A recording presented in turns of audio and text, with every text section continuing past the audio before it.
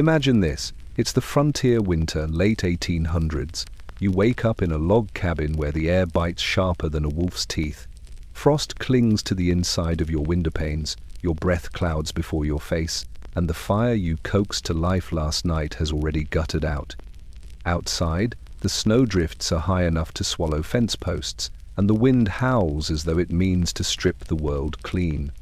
This is what families faced every single day of those deadly winters, when the cold wasn't just a season, it was an enemy that could take your crops, your livestock, and even your children. Before you drift off, do me a small favor and tap the like button and subscribe, but only if you actually enjoy what I do here. Drop a comment telling me where you are listening from and what time it is for you. Now, dim those lights, flip on a fan for that gentle background hum, and tuck yourself under the sheets. Let's pause for a second. Now, put yourself in the boots of those frontier families, huddled together for warmth with only a thin line of firewood standing between survival and the long, merciless night.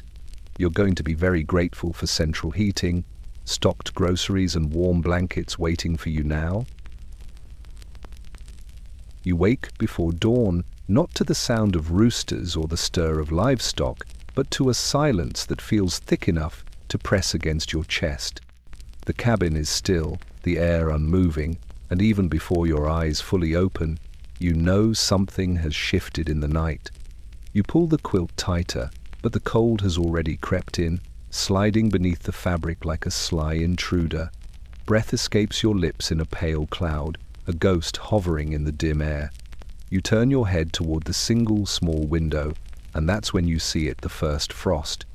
It spreads across the glass like lace spun by invisible fingers, each crystal edge catching what little light sneaks through the cracks of the shutter.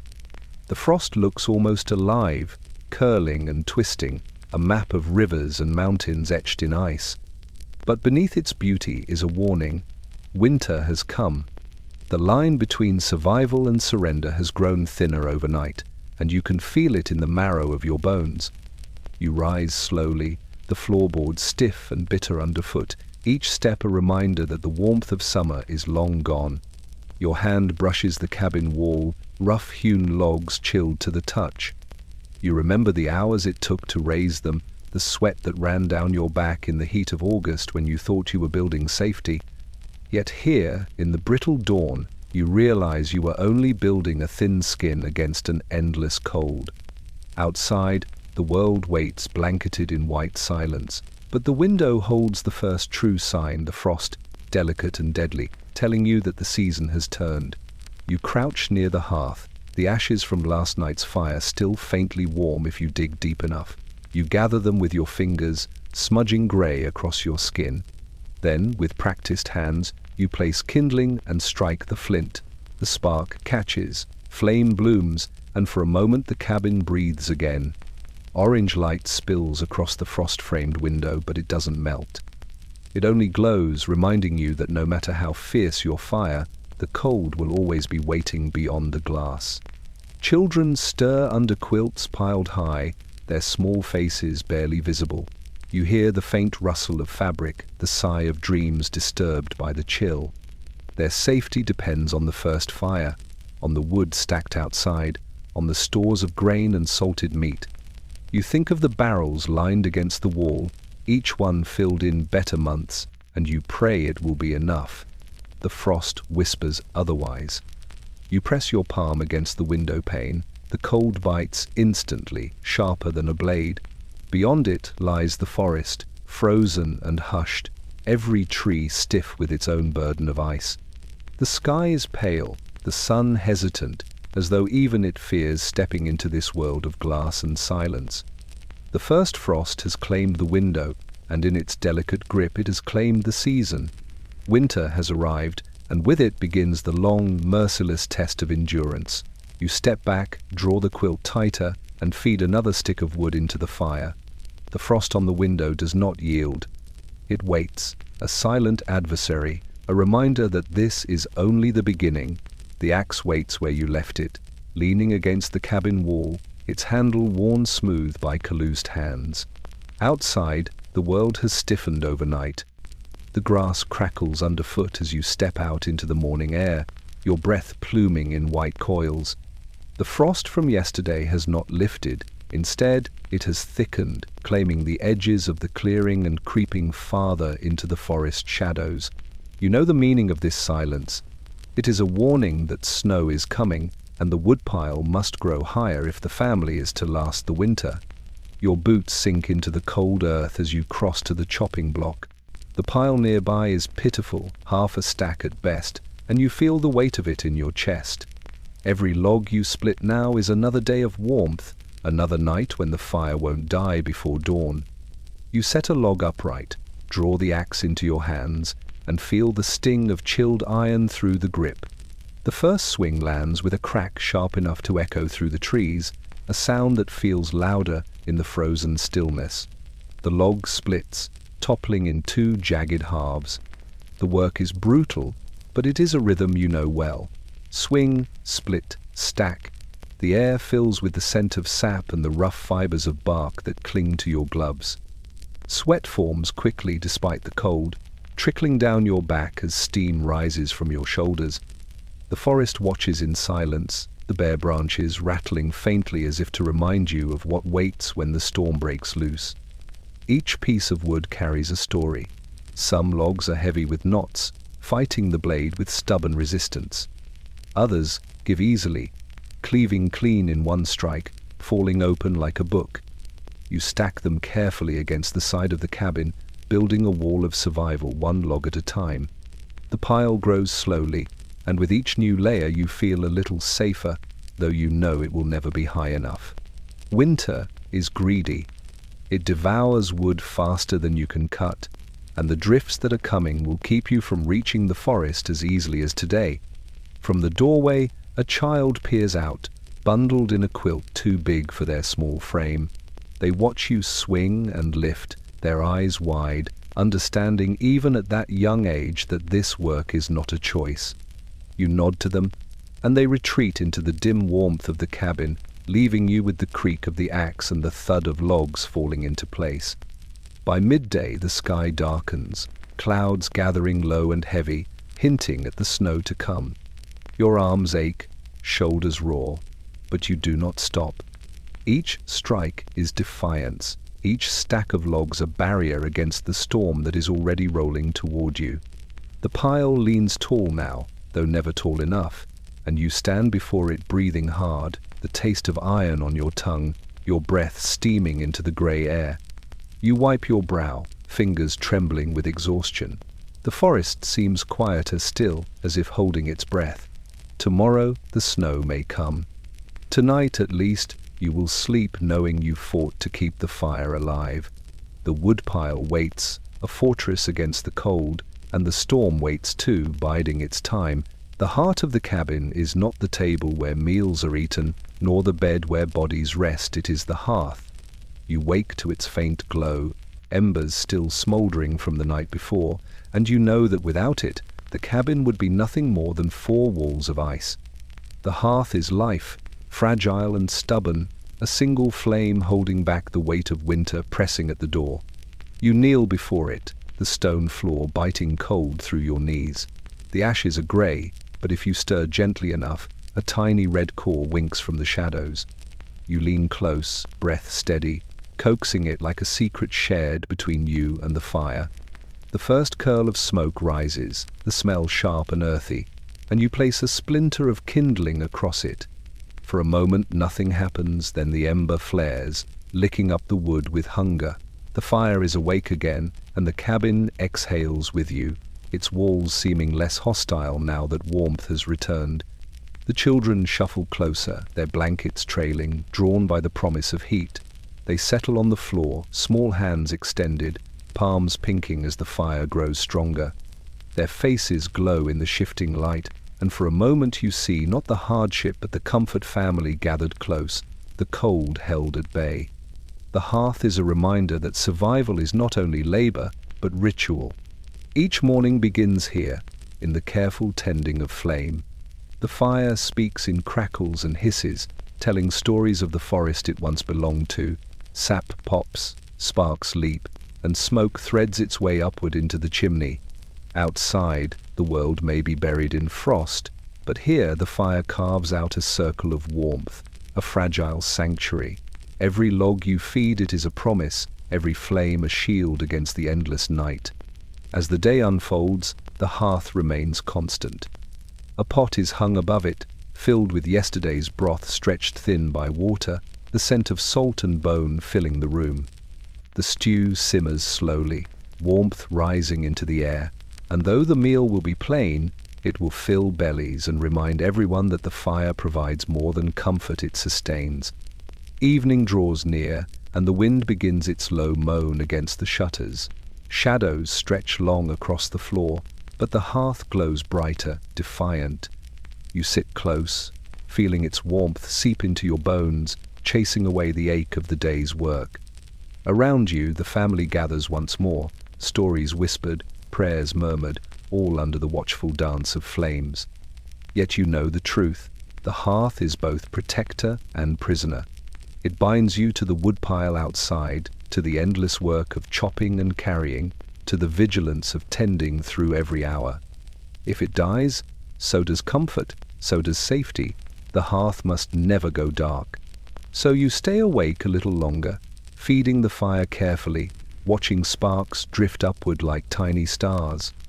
Outside, winter deepens. Inside, the hearth holds the line, the only warmth standing between your family and the merciless cold. The morning comes without sound.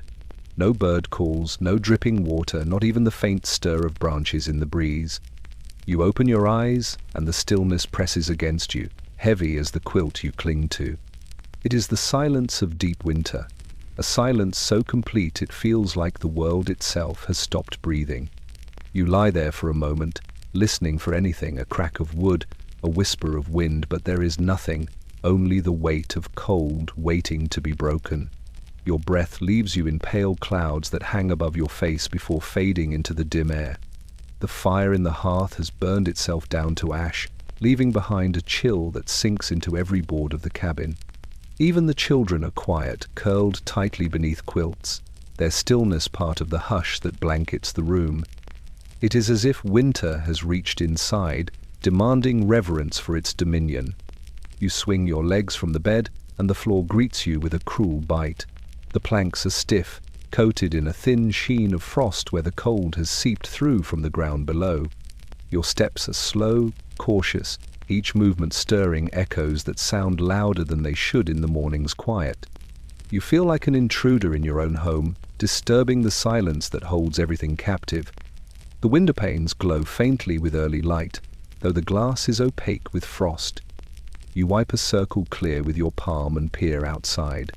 The world is white and still, every tree bowed under its burden of snow, every fence post half buried, the horizon lost in a pale haze. Nothing moves. No smoke rises from the neighbor's chimney, no tracks mar the clean stretch of snow, no sign of life stirs the landscape. It is beautiful, yes, but the beauty is sharp-edged, the kind that makes your chest tighten with unease. You turn back to the hearth, kneeling in the ashes, fingers digging for the faintest ember.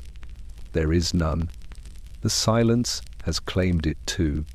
You set kindling carefully, striking flint until sparks leap, the noise of each strike jarring in the frozen hush. At last, a flame flickers, breaking the spell. The crackle of fire returns, soft at first, then louder, and with it the cabin exhales. The children shift beneath their quilts, stirred by the glow, and the silence loosens its grip. But even with the fire growing, the morning does not lose its stillness entirely. Beyond the cabin walls, winter keeps its hold, muffling sound beneath layers of ice and snow. The world outside waits, silent and watching, daring you to step into it. You know the chores that await, feeding the animals, checking the woodpile, breaking ice from the water trough. Each task will drag you from this fragile warmth into that vast silence. For now, you linger by the fire, listening to the faint pop of sap in the logs. It is the only voice in the room, the only answer to the frozen morning. The silence beyond the walls remains unbroken, deep and absolute, a reminder that winter rules here. And though you fight it with every flame you kindle, the stillness always returns, waiting for you when the fire fades again. The first sign comes in the morning, when you lower the bucket and hear not the splash of water, but the dull thud of wood striking ice. You lean over the rim, breath spilling down in ghostly wisps, and see it there, your lifeline sealed in glass. The well has frozen solid, a shiver that has nothing to do with the cold runs through you. You haul the bucket back up, its rope stiff with frost. The children wait by the doorway, their faces anxious, knowing by the sound alone that something is wrong. Water is no luxury here, it is the measure of survival. Without it, the broth won't boil, the animals won't drink, and even the firewood loses its fight if left too dry. You set the bucket aside and fetch the iron bar, the tool you keep for days like this when winter tries to steal what little you have. The bar bites into your palms as you thrust it down, striking the ice again and again. The sound echoes like a drumbeat in the cold air, each blow sending shards floating up like glass splinters. You pause, panting, your breath rising white into the stillness, before driving the bar down once more. The ice is stubborn, thick as stone. Hours of work might not free more than a trickle. Still, you cannot stop. Behind you, the animals stir in the barn, hooves stamping, nostrils steaming in the frozen air. They are thirsty too, their lives tied to the same well. The thought gnaws at you if the water stays locked beneath the ice. If the storm deepens and the thaw never comes, how long can you keep them alive? How long can you keep the family alive? At last, a crack runs through the surface, spreading like lightning across glass. You strike again, harder, and a dull splash rises from the dark below. Relief washes over you, but it is short-lived. The hole is narrow, and by tomorrow it may seal again. You dip the bucket quickly, drawing up the bitter cold water, watching it steam in the air as though eager to escape back into the sky. You carry it to the cabin, the children rushing forward with tin cups, their eyes wide as if this water were treasure. In truth, it island. Inside, you set the bucket near the hearth, the warmth keeping it liquid for now. Every sip is precious, measured carefully, no waste allowed. The firewood crackles, the kettle hisses, and for a moment you feel you've stolen victory back from winter. But you know the truth. This battle is never won, only delayed. The well will freeze again, and you will break it again until your arms ache and your strength wanes. That night, when the children sleep and the cabin is quiet, you step outside once more. The sky is clear, the stars sharp and cold, and the well sits silent in the moonlight. You touch the rim, the frost biting your skin, and listen to the silence below. Winter is patient. It waits in the dark, pressing its weight against the water, reminding you with every frozen dawn that nothing here comes freely, not warmth, not food, not even a drop to drink. It creeps in quietly, not with the roar of storms or the bite of frost, but with the slow dwindling of what sits in the pantry. One morning you lift the lid on the flour barrel and see the bottom curve of wood staring back at you. The salted meat that once filled the cask is now only a few strips, pale and leathery. The shelves that were heavy with jars in the harvest months now stand half empty, shadows falling across spaces where food once waited. The hunger season has begun. Breakfast is a thin affair, a crust of bread softened in broth, shared among many. You watch the children chew slowly, as if stretching each bite into more than it island. Their eyes wander toward the shelves, but there is nothing more to give. You tell them stories while they eat, weaving words like extra cloth over bare skin, trying to keep them warm with imagination where food cannot. They nod, listening, but you see the hollowness growing. The chores demand the same labor as always. Animals must be fed, snow must be shoveled, wood must be chopped. Yet the strength in your body does not return as it once did after a meal. Each swing of the axe feels heavier, each step through the drifts slower. Hunger is not just the ache in the stomach, it is the slow stealing of muscle, the fogging of thought, the sense that the body itself has turned against you. At midday, you take stock again. The potatoes have grown soft, some spotted with black, the smell sharp when you cut them open. You trim what you can, boiling the good pieces into a watery stew. The taste is faint, more memory than meal, but the warmth is something, and warmth counts. Outside, the snow presses against the cabin walls, and the wind howls like a beast circling its prey. You know the hunger will grow sharper as the storm deepens. In the evening, you sit by the hearth, children tucked close, their bellies never full. You hear the faint rumble of their stomachs, a sound louder than the fire's crackle. You think back to the autumn harvest, when the fields were golden and the cellar seemed endless. How quickly abundance fades, how fast the jars empty, the barrels hollow, the shelves bare. Winter has a way of measuring not only food, but hope. You lay down that night with your stomach gnawing at itself, the ache pressing against your ribs. Sleep does not come easily. When it does, it is filled with visions of tables heavy with food, of bread rising high, of fruits bursting with sweetness. You wake with the taste of nothing on your tongue, your hunger sharper for the dream. The hunger season has arrived, and it will not leave until the earth softens, until seeds sprout, until the thaw brings green again. Until then, every meal is a calculation, every bite a choice, and every day a test of endurance. The cold seeps into every crack of the cabin, but it is the children you think of first. Their small bodies cannot hold warmth the way yours does, and so you bury them beneath quilt after quilt, a mountain of patched fabric stitched from years of worn-out shirts, flour sacks, and scraps too precious to waste. In the dim light, you can hardly see their faces, only the rise and fall of breath beneath the heavy layers. They look less like children and more like little bundles of life hidden against winter's bite. The quilts smell of smoke and wool, of nights spent close to the hearth. Some are thin, their batting worn flat from long use, while others still hold a little of the softness that came from careful hands sewing by candlelight. Each stitch is survival, each patch a memory. You smooth them down over the restless shapes beneath, tucking edges tight, sealing in what little warmth can be held. From beneath the piles come muffled whispers and giggles, the sound of young voices softened by cloth. They turn the quilt mounds into caves, imagining themselves explorers burrowed deep in the earth or sailors in hammocks swinging on a far sea. For a moment, their laughter lifts the weight of the cold. You smile, though your lips are cracked, and let them play their games, because imagination is as vital as firewood when the nights stretch long. But there are other times, quieter ones, when the children lie still, only their eyes peeking out from the folds. Their cheeks are pale, their lips tinged with blue at the edges, and they huddle closer to one another for warmth. You slip hot stones from the hearth, wrapping them in rags before tucking them at their feet, listening to the sighs of relief as the heat seeps slowly upward. Even then, you know the stones will cool too quickly, and the quilts will once again bear the whole burden of keeping the cold away. You hear them stir in the night, shifting beneath the fabric, little coughs breaking the silence.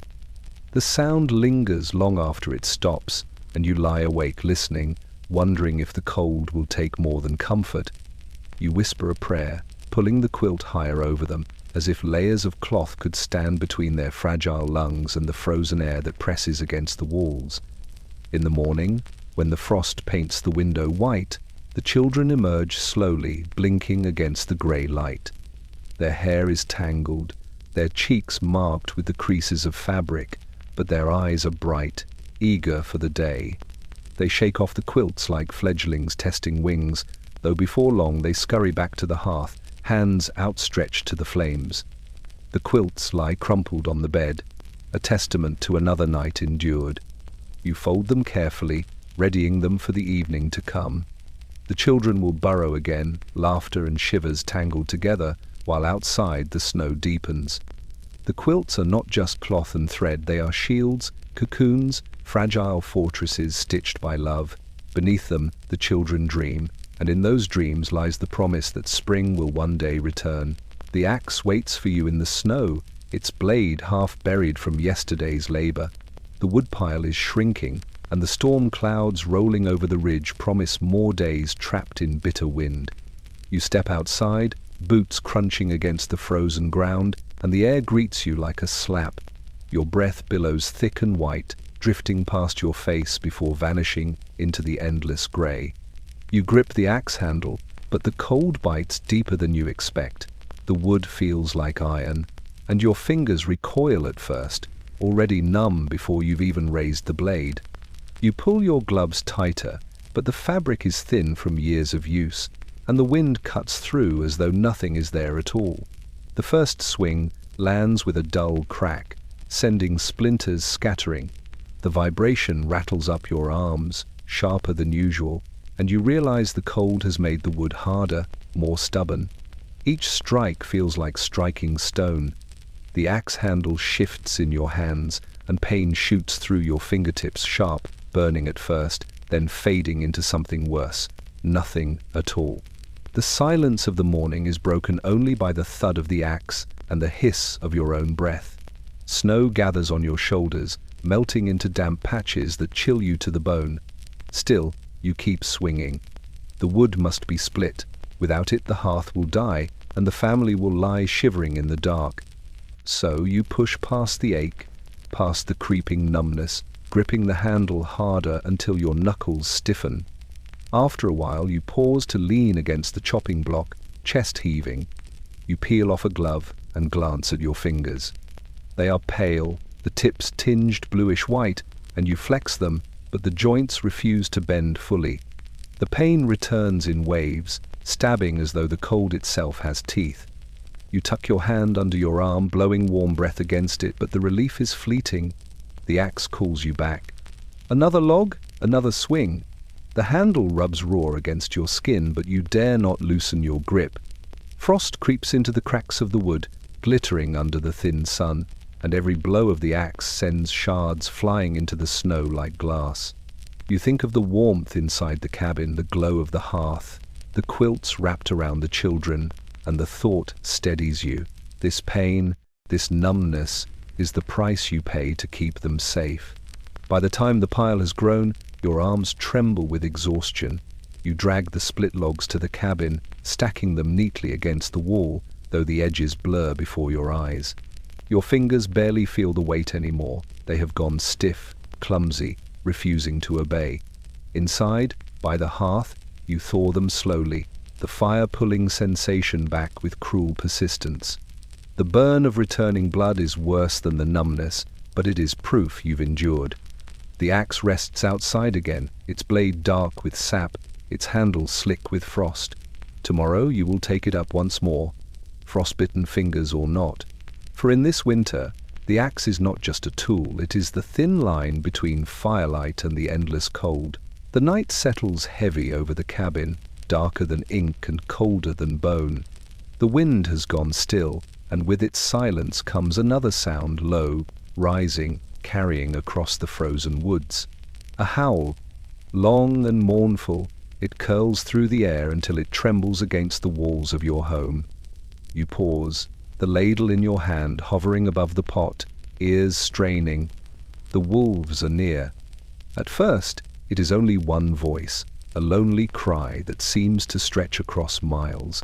Then another joins, closer, sharper, and then another, until the night itself feels alive with their chorus. The children freeze where they sit, their eyes wide, their small hands gripping the quilts, as if the cloth alone could keep the beasts away. You hush them gently, though your own chest tightens. Wolves are not strangers here, they are winter's other shadow, hungrier now than ever before. Beyond the fence the snow lies deep, covering the ground where tracks surely mark their passing. You imagine the prints circling, paws pressing patterns into the drifts as the pack prowls, drawn by the scent of livestock in the barn.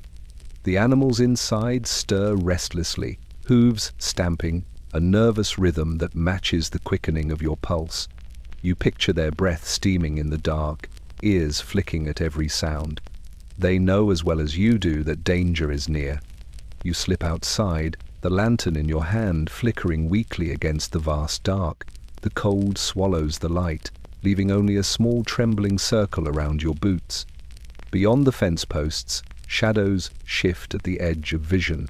Another howl splits the night, closer this time, so close you feel it vibrate through the ground beneath you. You grip the handle of your rifle, though the frost has stiffened the metal. You pray you will not need to raise it. The wolves fall silent for a moment, the quiet worse than their howls. You strain your ears, catching the faint crunch of paws on snow, the brush of something moving through the brush. Your heart thunders in your chest, each beat louder than the whisper of the wind. Then, from the tree line, two eyes catch the lantern's glow, yellow, sharp, unblinking. They watch you, measuring, deciding. Behind them, more eyes flicker into view, each pair a reminder that you are outnumbered. You shout, your voice cracking the silence, and swing the lantern high. The flame leaps, casting long shadows, and the eyes blink out. A ripple moves through the darkness, bodies shifting, retreating, though not far. They circle, cautious but patient, as if they know time favors them. Hunger always favors them. At last, you retreat into the cabin, bolting the door behind you. Inside, the fire burns brighter, the walls a fragile barrier between warmth and teeth. The children huddle close, asking in whispers if the wolves will come through. You shake your head, offering comfort you do not fully believe. Outside, the howls rise again, weaving through the trees, a song of hunger that will not end until spring returns. You lie awake long after the others sleep, listening. The wolves keep to the fence line, their cries drifting through the night, reminding you that winter is not only cold and hunger, it has teeth, and tonight those teeth are waiting just beyond the fence. The barrel that once stood proud in the corner now lies hollow, scraped clean until only dust remains at the bottom. For weeks you've rationed the flour, measuring it carefully, stretching it into thin biscuits and watered-down porridge, each meal smaller than the one before. But now the last sack has been tied shut, its weight pitiful, barely enough to fill a child's hand. It is the final store, the last comfort of bread, and you know what it means. The time has come to trade. The snow is deep as you step outside, the sack slung across your shoulder. Each crunch beneath your boots feels heavier than the flour itself. The air is sharp, biting at your cheeks, and your breath drifts behind you like a trail. The path to the neighbor's cabin is narrow, worn by others who have made the same journey, each one carrying something precious, each one hoping for a fair exchange. In winter, value shifts. A spoonful of honey becomes gold, a strip of dried meat a fortune. Today, your sack of flour is all that stands between your family and the gnawing hunger waiting by the hearth. When you reach the neighbor's fence, the smoke of their chimney greets you first, carrying the faint smell of stew. The scent stings your stomach, reminding you why you came. You knock, and the door opens slowly, the face that greets you lined with the same weariness etched into your own. They see the sack and nod without a word, understanding what it means. Survival has no need for pleasantries. Inside, the trade begins. You untie the sack, letting them peer at the white powder inside, what little remains. Their eyes flicker with calculation, weighing their own stores against yours, measuring not just what is fair but what is necessary. They offer a slab of salted pork, small but rich, enough to flavor a pot for days. Your hands hesitate, lingering on the flour as though you might change your mind, but you know hesitation feeds no one. You nod. The exchange is made. The pork is wrapped in cloth, its salt sharp against your nose. You hold it tightly as you step back into the snow, the sack of flour left behind. A strange ache rises in your chest, not just hunger, but the knowledge that a chapter has closed. There will be no more bread, no more biscuits rising warm from the hearth. What was once daily comfort is now memory. You walk home with the weight of meat heavy in your hand and the absence of flour heavier still on your heart. Back at the cabin, the children gather eagerly, their eyes lighting at the sight of the pork. They cheer softly, voices hushed, but full of relief. You hang the meat near the hearth, knowing it will last longer than flour ever could. Yet when night falls and you lie awake listening to the wind, you cannot help but remember the taste of bread, soft and warm, and wonder how long it will be before such a thing returns. Winter takes piece by piece until nothing is left untouched. Today it took the last flower.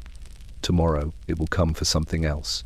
The morning light is dim, barely more than a grey glow pressing weakly through the frost-coated window. You rise with effort, quilts falling from your shoulders, and shuffle toward the door. The cabin feels tighter, the air inside heavy with the breath of sleepers and the faint smoke of the dying fire. You reach for the latch, expecting the usual groan of hinges, but when you pull, the door does not move. You tug harder. Still nothing. The truth settles in your chest before you even look. The snow has come in the night, and it has buried you in. You press your shoulder against the wood, pushing with all your weight. A crack of light appears at the edge, pale and cold, but it is quickly swallowed by white. Snow has drifted high, a wall of it pressed against the door. The storm must have howled all night, filling every gap, piling higher and higher until the world itself pressed close against your home. The silence inside feels heavier now, as though the snow has smothered even sound. The children wake to the noise, rubbing their eyes, their voices soft and uncertain. You force a smile, though your heart beats hard. They do not need to know what you know, that being sealed in means more than inconvenience, it means danger. The firewood is outside, half of it stacked against the wall, half buried in the storm. The animals are in the barn, their water trough already frozen. If you cannot break through, hunger and cold will creep closer with every passing hour. You fetch the shovel from where it leans by the hearth, its handle rough beneath your gloves. The first thrust into the drift is clumsy, the snow heavy, packed hard by the wind. You drag it back, scattering chunks of ice across the cabin floor. Again and again you dig, each strike jarring your arms, each breath clouding thick in the frigid air. Slowly, painfully, a narrow path opens, the cold pouring in through the gap. It stings your cheeks, bites your fingertips, but it also feels like air returning to lungs that had been pressed shut. At last, you break free. The door creaks open wide enough for you to squeeze through, and the sight that greets you steals your breath. Snow rises higher than the windows, swallowing the cabin halfway. The path to the barn is gone, replaced by a white sea where fences and trees are only faint humps beneath the drift. The world has been remade overnight, and it is vast, merciless, silent. You carve a narrow trench toward the woodpile, every shovelful a battle, sweat freezing against your skin. Behind you, the children watch from the doorway, their small faces framed by quilts, eyes wide with wonder and fear. To them, it must look like another world. To you, it is a reminder that the snow is not only beauty, it is weight, it is hunger, it is danger. When the path is cleared enough, you drag in armfuls of wood, stacking it near the hearth with shaking hands. The fire leaps again, the cabin breathes easier, and the children huddle close to its warmth. Outside, the drifts still wait, tall and silent, pressing at the door. Inside, you know this is only the first of many battles. Winter builds its walls higher each night, and each morning you must dig your way back to life. Night comes early in winter, swallowing the last pale rays of the sun before you've even finished the evening chores.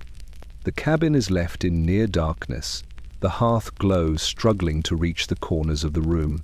So you fetch the lantern, its brass sides cold in your hand, and set it on the table. With a flint strike, the wick takes, and a frail flame trembles to life. The lantern's weak light spills outward, barely enough to push back the shadows, yet it feels like a companion, fragile but loyal. The children gather near, their faces haloed in the faint glow. They squint over a torn book, tracing the faded words as you read aloud, your voice soft, the light glimmering across their tired eyes. The lantern flickers with every draught that seeps through the cracks in the wall, shadows stretching long, twisting, like silent figures moving along the logs. Outside, the wind howls low, But inside, the lantern's glow holds a circle of safety, however small. You lift it often, carrying it across the room to tend to chores. Its light dances on the rough-hewn boards, revealing frost creeping up from the floor, the faint shimmer of ice forming in the corners. The flame sputters, threatening to fade, and your heart lurches. Oil is precious now, each drop measured and guarded. You tilt the lantern gently, coaxing it back to steadiness, whispering a silent plea to the fragile fire inside. When you step outside to check the barn, the lantern's glow is swallowed almost instantly by the vast dark. The snow gleams pale in its circle, but beyond that is nothing, only the suggestion of trees, the heavy press of night, and sounds you would rather not hear. Each crunch of your boots echoes too loudly, each breath fogs too quickly. The animals stir as you enter, their eyes catching the dim light, shining back at you like coins in the gloom. You refill their trough with what water you can, the lantern swinging gently at your side, throwing shadows that make the rafters seem alive.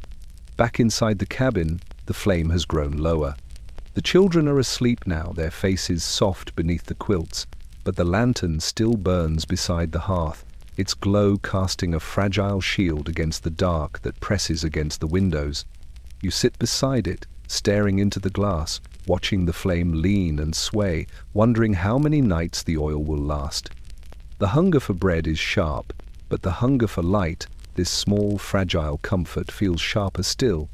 When at last you trim the wick and dim the flame, the silence grows heavier, the darkness thicker. You slip beneath your quilt, the lantern's faint afterglow still hovering in your eyes. You know that without it, the night would feel endless, the cold would feel closer, the fear heavier. Tomorrow you will light it again, and again the flame will struggle against the dark. And again you will be grateful for its weak but faithful light, fragile though it may be. You wake before dawn, the cabin still wrapped in darkness, and reach for your boots where you left them by the bed. They should be waiting like old companions, ready to carry you through the day's labor. But when your hand finds them, the leather is stiff, hard as boards, the laces frozen into rigid knots. You pull them close, hoping warmth might soften them, but the frost clings stubbornly, a cruel reminder of how deep the cold has sunk into your home. For a moment you just hold them in your lap, staring at the stiff leather shapes. They smell of smoke and snow, of mud that once clung but has since been frozen into silence. Each crease is filled with frost, each seam stiffened as though the boots themselves have been turned to stone. You try to pry the tongue open with your thumb, but it resists, the leather cracking faintly, and you know that rushing will only ruin them. Patience, like always in winter, is the only path forward. You place them near the hearth, close enough for the flames to lick warmth into the leather, but not so close that they scorch. Slowly, you work your fingers along the edges, loosening, bending, coaxing the boots back into something wearable. Your toes ache inside your wool socks, already chilled from the plank floor. The children stir behind you, watching sleepily from their quilts, their eyes following your every move. To them, the sight of boots thawing by the fire is nothing strange. It is as much a ritual of mourning as stirring the embers or boiling water. When at last the leather softens, you slide your foot in, wincing as the cold seizes your toes. The boots are not yet warm, only pliable. But there is no more time to wait. The day demands its work. You pull the laces tight, the knot stiff and reluctant, then stamp your feet hard against the floor, trying to rouse blood through frozen veins. Each stomp echoes in the cabin, a dull rhythm against the silence of morning. Outside, the snow waits. You push open the door and the boots sink instantly into the drift, the cold rushing up through the soles as though eager to claim your feet all over again. Each step is heavy, but they hold. They carry you to the barn, to the woodpile, to the tasks that keep hunger and death a few paces behind. You mutter a quiet thanks for them, even as your toes burn and your heels ache. Boots, no matter how frozen, are the difference between labor and ruin. When you return, the boots leave wet tracks across the floor, melting snow seeping into the cracks between boards. You peel them off slowly, setting them once more by the bed. Steam rises faintly from the leather as they dry, though you know by tomorrow they may be stiff again. You sigh, lowering yourself beneath the quilts, your feet tingling back to life.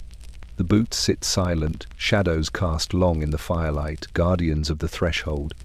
They will freeze again, and you will thaw them again, because that is the rhythm of winter. Endure, repair, endure once more.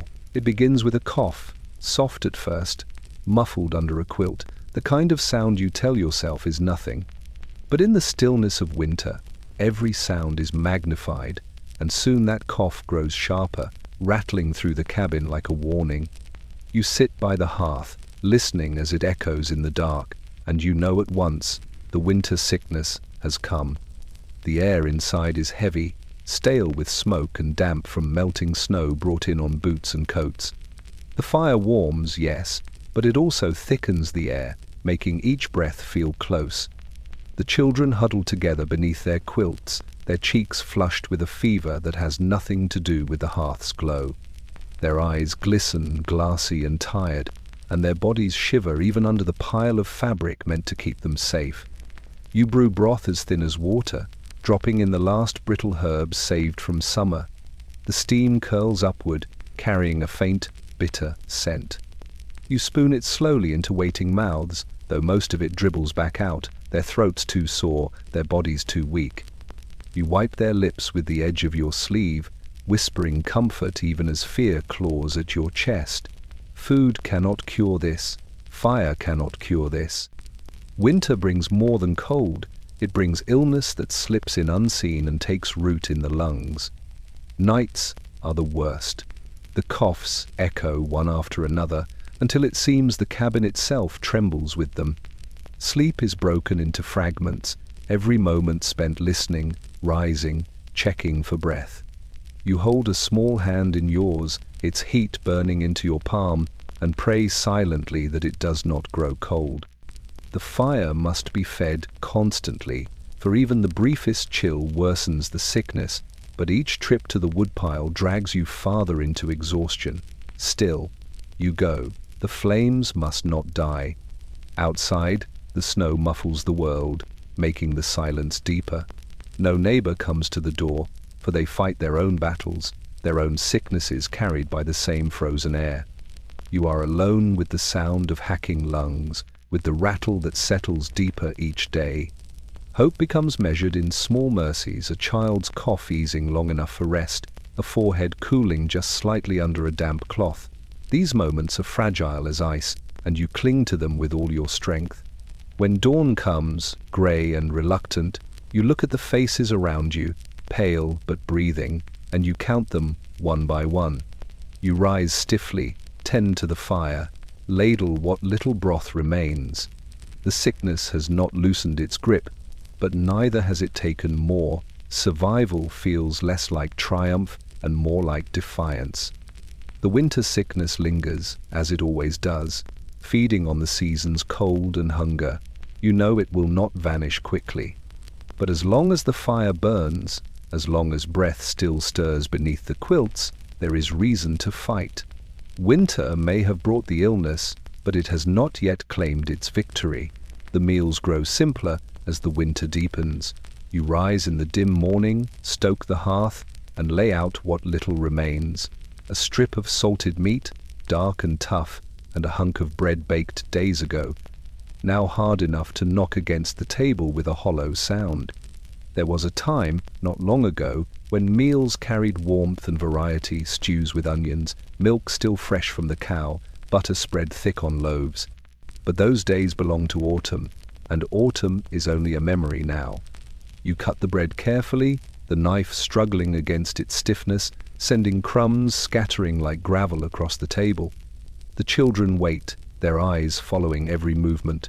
Though they say nothing, hunger has taught them silence. You dip the slices into hot water from the kettle, softening them enough to chew, though the taste is still thin and stale. Each bite is measured, chewed slowly, stretched as far as it will go. The meat is no easier. You carve it into slivers, the salt stinging your fingers, your nose filling with its sharp tang. Once, when there was plenty, the salt was a gift. It preserved, it flavored, it lasted. Now it only reminds you of scarcity, of the fact that this strip must serve where once an entire haunch would hang in the smokehouse. The meat is chewed slowly, jaw aching as it softens in the mouth, the salt burning on cracked lips. Still, it fills the belly, and filling the belly is enough. Around the table, the family eats in silence. The crackle of the fire is louder than the sound of chewing.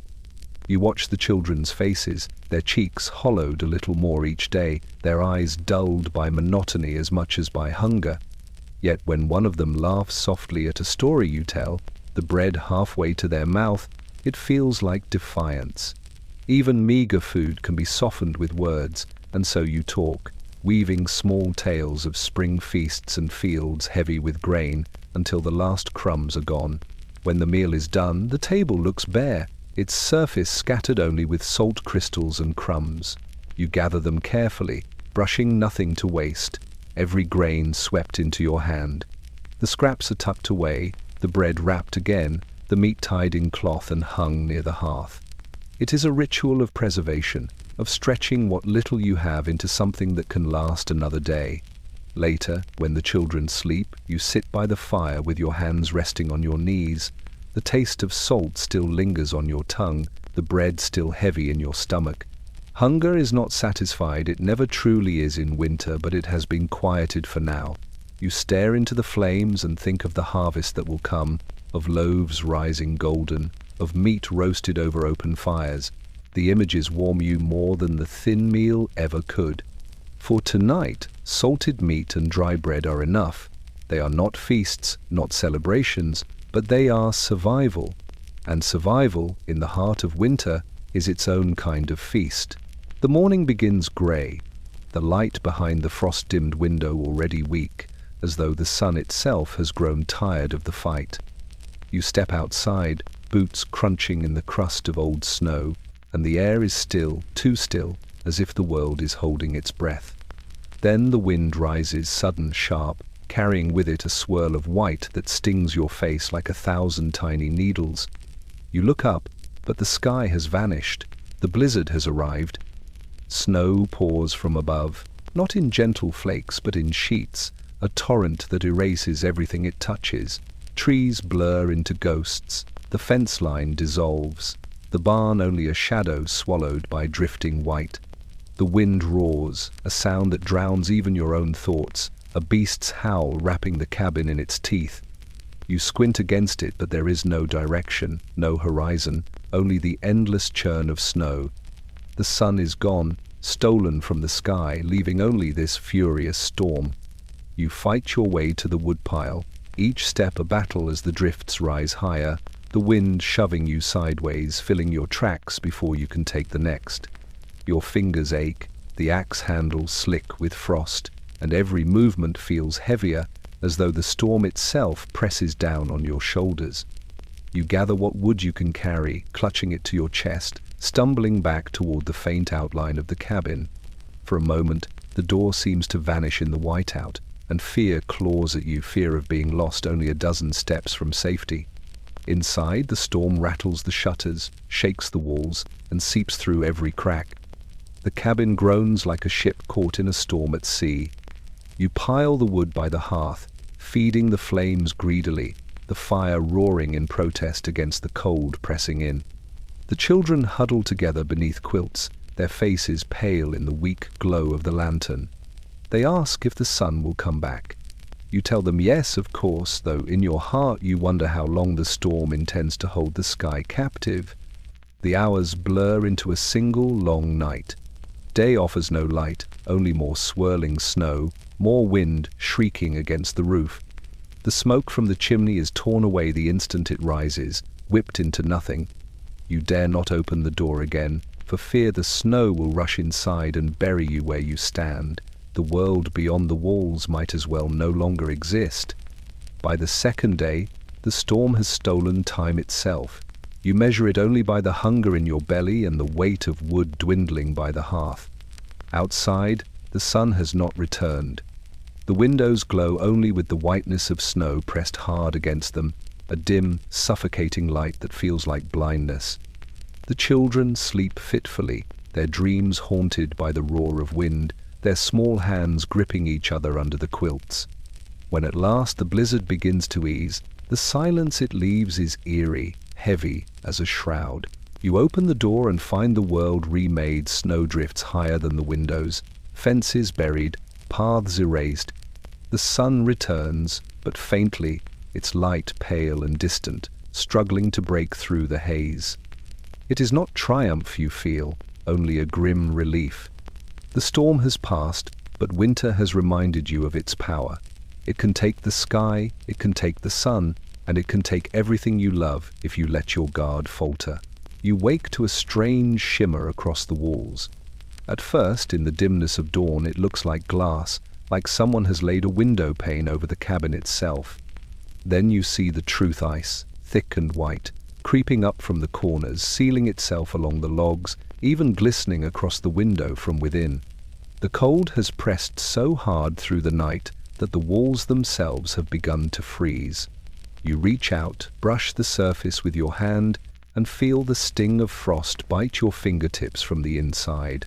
The children stir beneath their quilts, their breaths rising in little puffs that hang in the air before fading into the frost on the rafters. One coughs softly, and the sound echoes too loudly in the frozen silence. You pull your coat tighter, step to the hearth, and feed another log to the flames. The fire flares, but even its orange glow seems small against the glittering white that covers your own home. You realize the cold is not outside anymore, it has crept in, laid claim to the very air you breathe. With the back of a knife you scrape at the frost on the window. It flakes off in brittle shards, falling to the sill like glass splinters. More gathers in its place as fast as you clear it. You scrape again, working slowly, each movement sending a squeal through the cabin that makes your teeth ache. The window clears enough for a sliver of light to peer through, but beyond it is only more snow, grey sky blending with white drifts. The walls are no better, ice beads along the logs glistening in the firelight, dampening the quilts that hang for insulation. You lift one, heavy with frost, and squeeze it until water trickles down your arm. The fabric freezes again as soon as you let go, stiff as wood.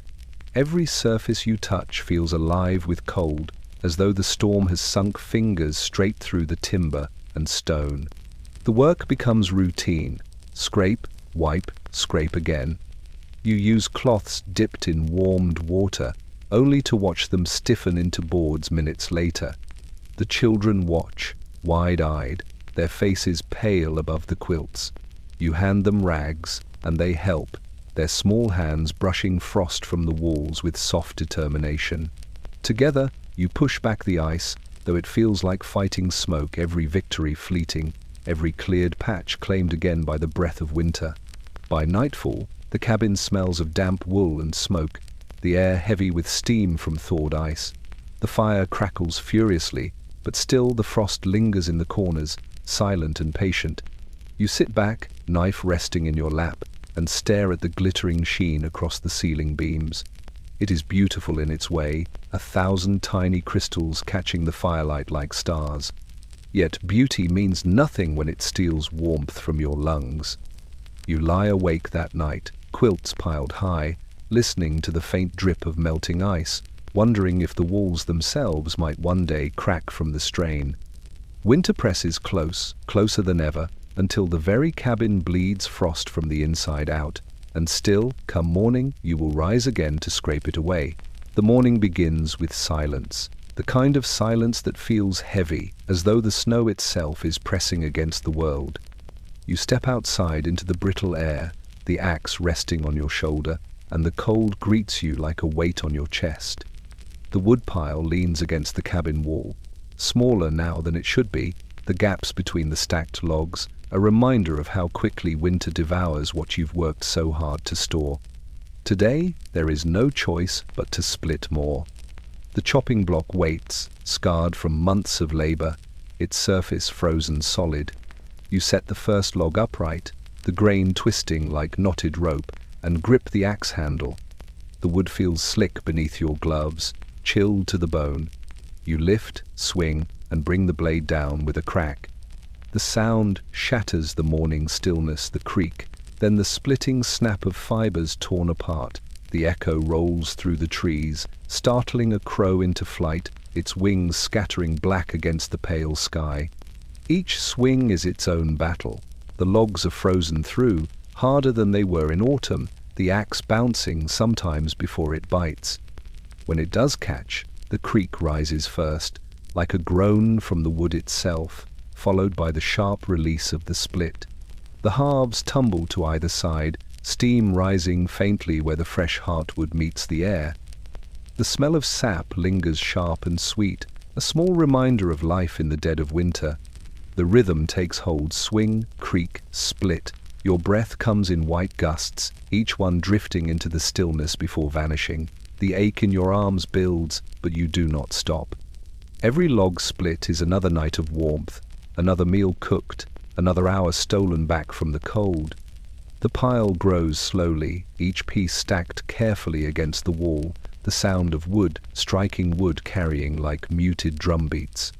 From the cabin doorway, the children watch, their faces half hidden in quilts. They flinch at each crack of the axe, the sound louder than it seems possible, as if the whole forest listens. To them, the splitting of logs is both comfort and warning, a promise of warmth, but also a reminder of the endless work required to keep it. They cheer softly when a stubborn knot finally yields, their small voices rising above the creak of wood. By midday, your shoulders burn, and the axe handle has worn a groove into your palms. Still, you swing. The creak of splitting logs has become a kind of language, each sound telling you whether the wood will yield easily or fight to the last fiber. Some open with a clean break, others cling stubbornly, splintering unevenly, forcing you to strike again and again until they give way.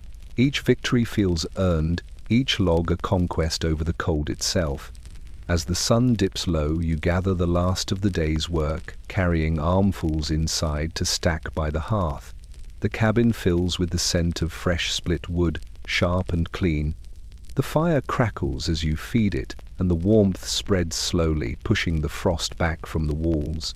You sit at last, exhausted but steady, the sound of splitting logs still ringing in your ears. Outside, winter waits in silence. Inside, you know that as long as the axe holds and the logs keep splitting, the fire will not die. The storm outside rattles the shutters, wind clawing at the cabin walls, but inside, the family gathers close around the table. The fire burns low, more embers than flame, so you strike a match and touch it to the stub of a candle. The wick sputters, then steadies, casting a pale circle of light that flickers across worn faces and rough hands. On the table rests the family Bible, its leather cover cracked with age, its pages softened by countless turnings. In a world where so much has been stripped away, this book remains. You open it carefully, the paper brittle in the cold air. The children lean forward, their shadows stretching long across the walls. Their breath fogs faintly, even here indoors, but their eyes glimmer with the reflection of the flame. They know these moments well, moments when stories older than memory rise from the pages, carrying them beyond the cabin walls, beyond the howling night. Your voice is low, steady, filling the silence as you read. The words flow like a rhythm, older than hunger, older than frost. They remind you that others, long ago, also endured deserts, floods, famines, hardships that felt endless until they passed. As you speak, you feel the children's shoulders ease, their breathing soften, as if the weight of winter itself grows lighter in the telling. Between the verses, the candle flickers, throwing sudden brilliance and then retreating into shadow. The light paints the Bible in gold, turning each word into something almost divine, even as the wax runs in thin rivers down its sides. You steady the flame with your hand, guarding it from the draught sneaking under the door. The light is fragile, but it is enough. You pause to turn a page, fingers trembling from the chill. In the margin, faint handwriting lingers, the names of kin long gone, dates of births and deaths recorded by candlelight in winters past. Each name is a reminder that this book is not only scripture but family history, memory preserved when everything else might be lost. You trace the lines softly, whispering a name or two, letting the children hear the echoes of those who came before. When you begin again, their eyes drift closed one by one, lulled not by the words alone but by the warmth they carry. Even the smallest, curled beneath a quilt, stirs less with each syllable, their tiny hands relaxed in sleep. You keep reading, though your voice grows softer, as much for yourself now as for them. The candle burns lower, its light fragile but steadfast, as though it too understands its duty is to last just a little longer. At last, you close the book, laying your hand gently on its cover. The cabin is quiet, the children sleeping in peace despite the storm that claws outside. You lower the flame, pinch it out, and the darkness closes in, broken only by the faint glow of the fire. Yet the words linger in the silence, echoing in your chest, a warmth deeper than the flame itself. The family Bible rests again on the table, waiting for tomorrow night, when once more its pages will hold back the dark. The knock never came. You knew they were supposed to arrive before sundown, walking the mile of drifted path between their cabin and yours, but darkness fell and the door stayed quiet. At first you told yourself they had chosen wisely to remain at home, to wait out the storm instead of braving it, but as the hours passed and the wind rose to a mournful howl, a weight pressed heavy on your chest. The truth was colder than the snow outside. They had set out, and they had not arrived. Morning comes grey, the kind of light that feels more like shadow than dawn. You open the door and the snow greets you high, nearly to the sill, heaped in drifts that reshape the land into strange hills and valleys. The wind has calmed, but the silence it leaves behind is sharp, expectant. You step into it, boots crunching, breath clouding, and begin to follow the faint impression of a path. At first you find nothing but white. The fence posts that once marked direction are buried, the trees bowed under their icy crowns. Then, a mile from the cabin, you see them tracks, faint, half filled by the storm. Boot prints, staggered, winding, leading forward but veering, often as though their maker had grown uncertain. Your stomach tightens. You follow the trail, each step sinking deep, each breath burning in your chest. The prints lead toward the hollow near the creek, where snow gathers thickest. There, the marks scatter, a confusion of steps circling in tight loops, as though they had wandered in a haze. And then the tracks stop altogether, swallowed by a drift. You call their names into the still air, your voice cracking, the sound carrying only a short distance before being smothered by the snow. No answer returns. You dig with your gloved hands, scraping at the drift, desperate for any sign. Snow stings your skin, filling your sleeves, numbing your fingers. At last you stop, chest heaving, and sit in the silence. The wind picks up slightly, whispering across the trees, and in that sound you think you hear them faint voices, laughter remembered from warmer days, the memory of neighbors who once shared bread, who once lent a hand when your own woodpile ran low. You rise slowly, the tracks already fading behind you. The storm has claimed them, as it claims so much in winter. There will be no knock at the door, no voices carried in on the cold, only absence, sharper than hunger, deeper than frost. Back at the cabin, the children ask quietly where the neighbors are. You do not answer right away. You look at their wide eyes, their faces lit by the faint glow of the hearth, and you choose words carefully, softly, telling them that sometimes the snow takes more than warmth, it takes people too.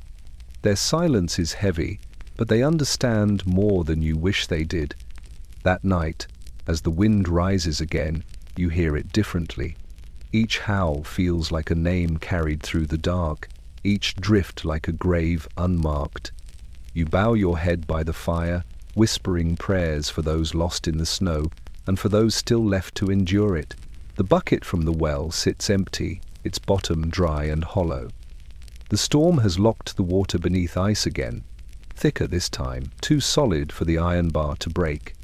You stand by the hearth, staring at the pot that hangs there, blackened from years of use, and know what must be done.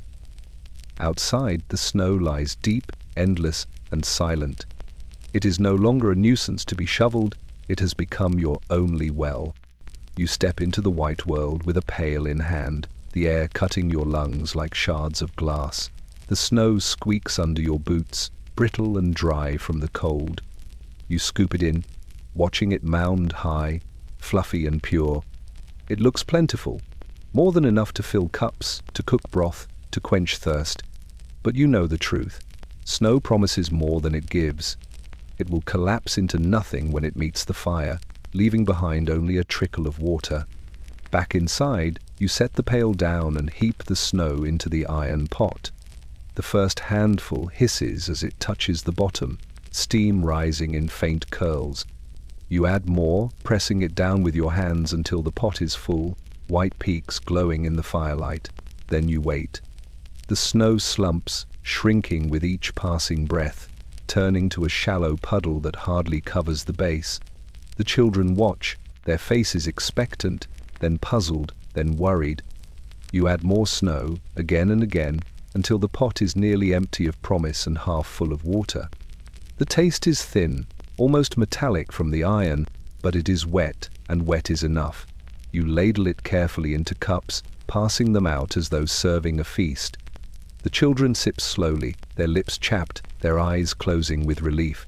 To them, this is not just water, it is proof that even in the hardest cold, something can still be taken, still be made useful. Yet the work never ends. The pot must be fed constantly, snow gathered in endless cycles, hands red from the cold, arms aching from carrying pails through the drifts. You learn to shake it free of dirt, to scoop only from the cleanest drifts, away from the soot of the chimney or the tracks of animals. Even so, each pot yields less than you hope, and every sip must be guarded.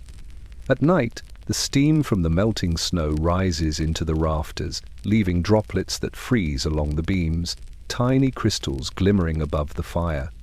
The cabin smells faintly of iron and smoke, the air damp, though the world outside grows ever drier, locked in its frozen silence. You stir the pot with the wooden spoon, listening to the hiss as the last flakes collapse into water, and you think of springs and streams running wild in the warmer months. For now, this is the stream, the iron pot over the fire, the endless scooping of snow, the waiting as it shrinks into something drinkable. It is not abundance, it is survival. And in the heart of winter, survival is the only wealth their island. The chimney stone radiates a heat that is more illusion than comfort, but still you press close to it. The fire has burned down low, little more than a red glow buried in ash, yet the stone remembers. It holds the day's warmth in its thick body, releasing it slowly, grudgingly, as if reluctant to part with the gift. You and the children crowd near, shoulders pressed together, quilts draped around your backs, all of you leaning toward the chimney as though it were a living thing. The stone feels rough beneath your palm, pitted from years of smoke and flame. You trace its cracks absent-mindedly, your fingers warmed by the faint heat seeping through. It is not enough to chase away the cold that creeps into your bones, but it is enough to remind you that the fire was once alive here, that it will be alive again. The children stretch their hands against it too, sighing as though its warmth were a treasure. Their cheeks glow faintly in the dim light, a fragile bloom of life against the season's pale grip. Outside, the wind prowls around the cabin, rattling shutters, seeking ways in. Snow hisses faintly where it strikes the roof, sliding down in restless drifts. You know the cold presses against every seam, every gap in the logs, but here, beside the chimney stone, you feel as though you found a small island in the storm. The quilts pile high, forming a nest, and the children burrow into it, their laughter soft and breathless, rising in small clouds before vanishing into the dark. You tell them a story, your voice low, almost a whisper, letting the rhythm of words carry them into dreams. The stone absorbs your voice as it does the heat, echoing faintly, as though remembering the countless tales told before. For generations, families have huddled against stones like these, whispering prayers, singing lullabies, clinging to warmth that cannot last. Tonight you are simply one more thread in that long, frayed tapestry. The hours pass slowly. You feed the fire with a single log, listening as the flames climb for a brief moment, throwing sparks that reflect in the children's eyes. The warmth deepens, the chimney stone growing hotter, radiating its gift into your backs. For a time you all drift into drowsy silence, lulled by the steady breathing of those you love, the fire's whisper, the steady strength of the stone. But as the log burns down, the warmth fades again. The stone cools, its heat thinning into memory. You can feel the cold creeping back, nibbling at your toes, biting at your fingers, even beneath the quilt. The children shift, pulling closer, their bodies pressed together, small flames of warmth in themselves. You draw the quilt tighter around them, shielding them, leaning once more against the chimney stone, though it has grown nearly cold. The night stretches on, long and merciless, but the stone stands steadfast. Even when the fire fails, even when the chill grows sharp, you cling to it rough, cracked and heavy, as though it alone can anchor you against the dark. And in a way, it does. For to huddle here, together, is to remember you are not alone, even in the hungriest hours of winter. The barn looms in the half-light of dawn, its roof bowed under a heavy quilt of snow, its doors sealed with ice that glitters like iron. Your breath clouds as you pull at the latch, the wood groaning in protest, refusing to yield at first. With a heave of your shoulder, the doors crack open, spilling a burst of frigid air into your face. Inside, the world is colder still. The barn has become a vault of frost. The animals stir weakly at the sound, their movements slow, their eyes dull with fatigue. The cows shift on hooves that sink into frozen straw, each breath rising like smoke in the dimness. Chickens huddle together in a corner, their feathers puffed and stiff with frost, barely clucking in protest. The old mare stamps her feet once, a hollow sound on the icy floor, then falls still again, her ribs showing too sharp through her winter coat.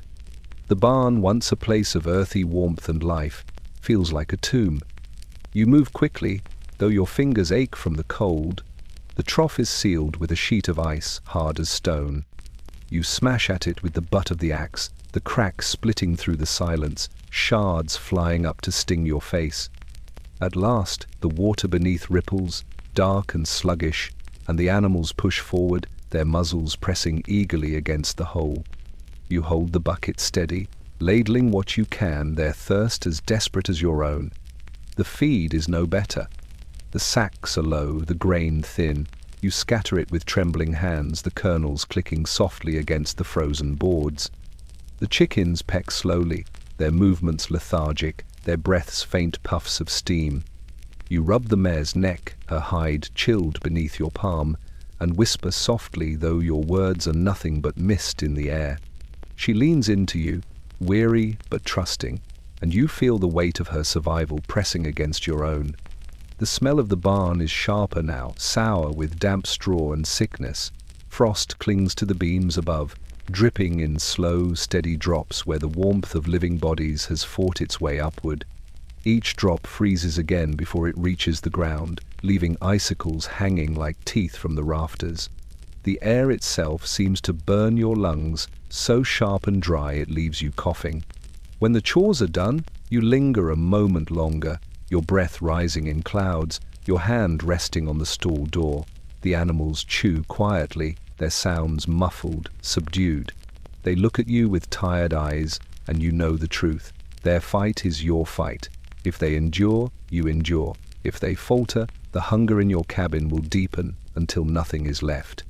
You close the doors against the wind, sealing the barn once more in its frozen silence. The world outside is no warmer, but at least the animals have eaten, at least they have water. You trudge back to the cabin, boots heavy with snow, heart heavier still. Behind you, the barn stands like a sentinel, stoic in the cold, holding within it the fragile breath of life. On the shelf above the hearth sits a small bundle of envelopes, their edges yellowed, their ink faded, bound by a strip of twine.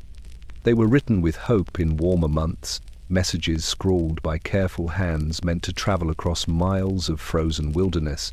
Promises, greetings, pleas, all tucked into paper, carried once by riders or wagons that followed the narrow trails. Now they sit untouched, a mute reminder of words that never found their way. You take one down in the weak light of morning, tracing the name written on the front. The loops of the letters are steady, neat, carrying the voice of someone far away, kin who promised to visit, friends who spoke of harvests, a cousin who swore that spring would bring work in town. You break the seal once more, though you've read the letter a dozen times already, letting the words speak into the silence of the cabin. They are warm words, filled with ordinary talk of fields, of births, of laughter. Yet, as you read them, you feel the hollowness grow. These letters were supposed to be answered. Your own replies sit folded on the table, unsent, never carried. The roads have been swallowed by snow, the trails impassable. The post rider has not been seen in months, his route vanished beneath the drifts. No one comes with tidings, no one leaves with your words. The world has shrunk to the walls of the cabin, to the reach of your shovel, to the distance your boots can carry you before the frostbite's too deep. Beyond that, silence. The letters you wrote, careful, hopeful, filled with news of your own struggles, wait uselessly, ink frozen into place. The children ask sometimes if anyone will write back. They picture cousins running across thawed fields, grandparents tending gardens, friends from the settlement just beyond the ridge. You nod, offering comfort, though you know the truth. By the time these letters ever reach their readers, the words will already belong to another season.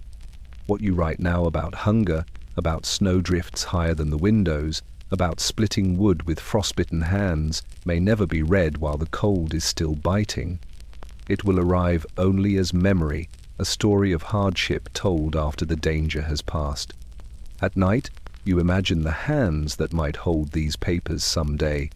Will they picture the cabin as it truly is, wrapped in ice and smoke, or will they soften it in their minds, turning it into a tale of endurance already survived? Will they understand the weight of waiting, the sharp ache of silence where a reply should be? You tie the bundle again and set it back on the shelf. The candle burns low, casting shadows across the stack, turning it into something more solemn than paper and ink. Each envelope is a voice calling out into the storm, unanswered. You stare at them a long time before dousing the flame. Outside, the snow presses against the walls, and the night offers no sound but wind. Inside, the unsent letters wait quietly, words trapped in stillness, as unreachable as the spring. The cabin walls hold back much of winter, but not all. The children know it. They feel it in their fingertips, stiff even beneath wool mittens, and in the air that bites their cheeks red the moment they step outside. Yet even in the cold, they find a way to play. It begins with laughter, muffled at first, then spilling out into the snow like sunlight breaking through grey clouds. Their games are small things patched together with what little the season allows, but they burn as bright as any fire. They chase each other around the drifts, boots crunching, arms flailing, their voices carrying through the frozen air. The sound is startling against the silence of winter, sharp and alive, like birdsong where there should be none. They scoop snow in their hands, clapping it into loose balls that crumble almost as soon as they're thrown, scattering in soft puffs against coats and caps. Their cheeks glow with color, their eyes shining, each breath a plume of white smoke rising in bursts of joy. When the wind grows too sharp, they retreat to the barn, where the straw lies frozen stiff but still serves as a stage for imagination. They stack it into forts, crawl through tunnels, invent kingdoms guarded by cows and chickens too weary to protest. Their giggles bounce from beam to beam, and for a moment, the barn feels less like a frozen tomb and more like a hall of adventure. The cold still nips at their fingers, but they carry on, too absorbed to care. Inside the cabin, games take quieter forms. Quilts become tents, chairs become mountains, the faint glow of the lantern turning every shadow into mystery. A scrap of string serves for cat's cradle, fingers working nimbly even as they tremble with chill. Small stones line up on the floor, transformed into soldiers or wagons or herds. They whisper stories to each other, weaving worlds where the snow cannot reach, where hunger is only pretend. You watch them, sometimes joining in with a riddle or a tale, but mostly letting their laughter fill the room. It softens the edges of the long days, dulls the sound of the wind pressing at the shutters. Their games remind you of what is still alive, of what winter cannot bury. Even when their play ends in coughing fits or shivers that send them scurrying back to the hearth, they return to it as soon as they are able. Play, like breath, is something they cannot surrender.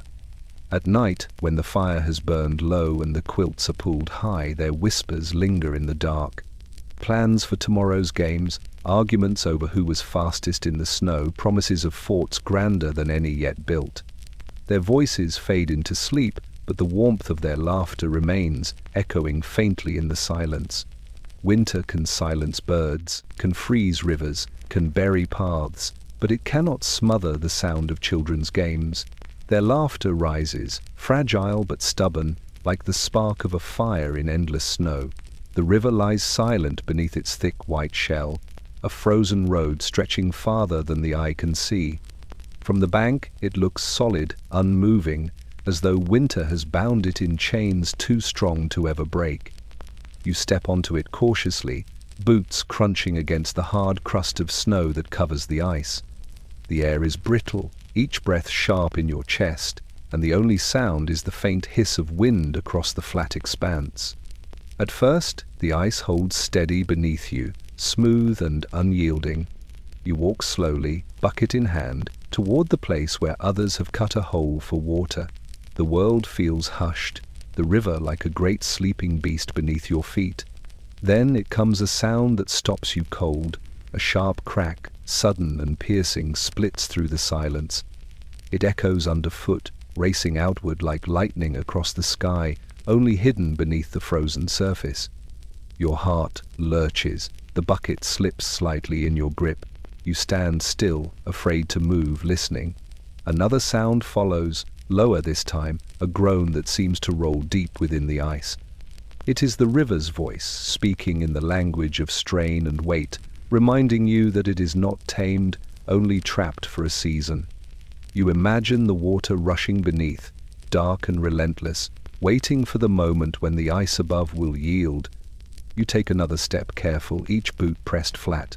The cracking sound answers, smaller now, but enough to raise the hairs on your neck. You glance back toward the bank, measuring the distance, knowing the snow could conceal weak spots. The thought of plunging through of freezing water, swallowing your body in an instant, makes your breath quicken. You force yourself forward, eyes fixed on the small hole ahead where steam rises faintly. At the hole, the ice edges are rough, hacked away by axes. You kneel and dip the bucket quickly, filling it with the dark, bitter water beneath. The river gurgles softly as it touches the air, and the sound feels both dangerous and comforting. You haul the bucket up, careful not to spill, the handle stiff against your numb fingers.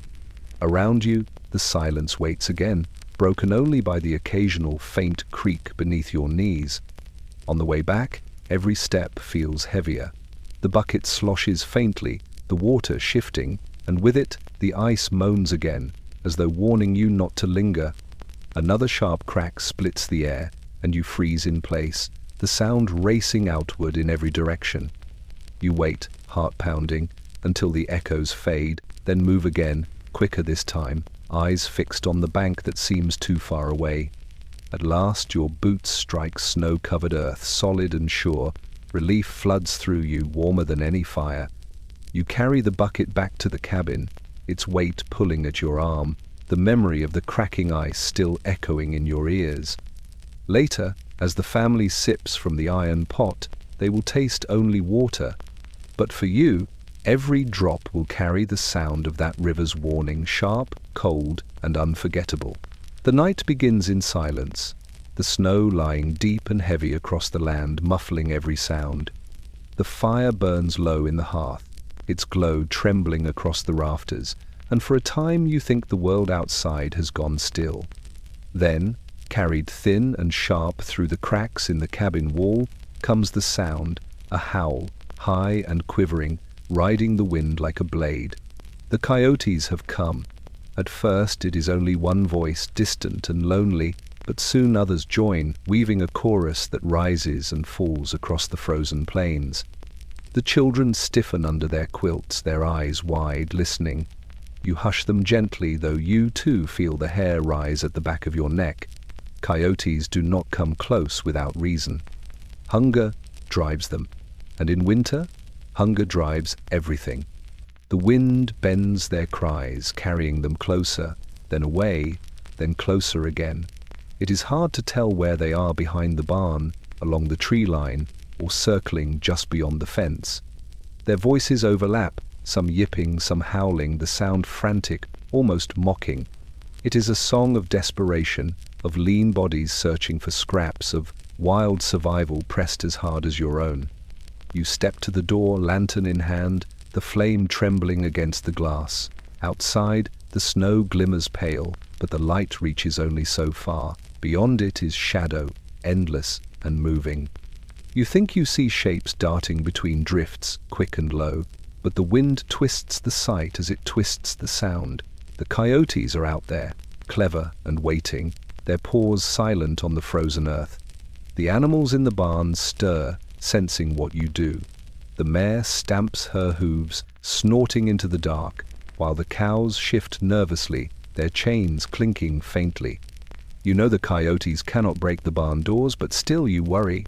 Hunger makes beasts bold, and if the barn is not safe, the cabin is the last defense. The howling swells, rising to a fevered pitch, then drops all at once into silence. That silence is worse than the noise. It presses against your ears, making every crackle of the fire, every breath inside the cabin sound too loud. You wait, holding your lantern high, staring into the dark, but nothing moves. The wind sighs through the trees, and for a moment you wonder if it has all been imagination. Then, faintly, the cry comes again, far off now, fading across the frozen fields. The children relax slowly, their shoulders easing under the quilts. You set the lantern back down, feeding another log to the fire. The coyotes are gone for tonight at least, but their voices linger in your mind. They are a reminder that winter tests not only you, but every living thing. The wild is hungry, the wind carries its cries, and survival is never yours alone. You lie awake long after the children sleep, listening to the wind. Somewhere out there, lean shadows slip across the snow, their bellies empty, their voices thin. And though they have vanished into the night, you know they will return. Hunger always does. The fire had gone out in the night. You wake to the sight of grey ash in the hearth, cold and lifeless, the faint smell of smoke already fading into the timber walls. No ember glows beneath the surface, no spark remains to coax back into flame. The cabin feels different without it, hollow, brittle, every breath a cloud that lingers in the air.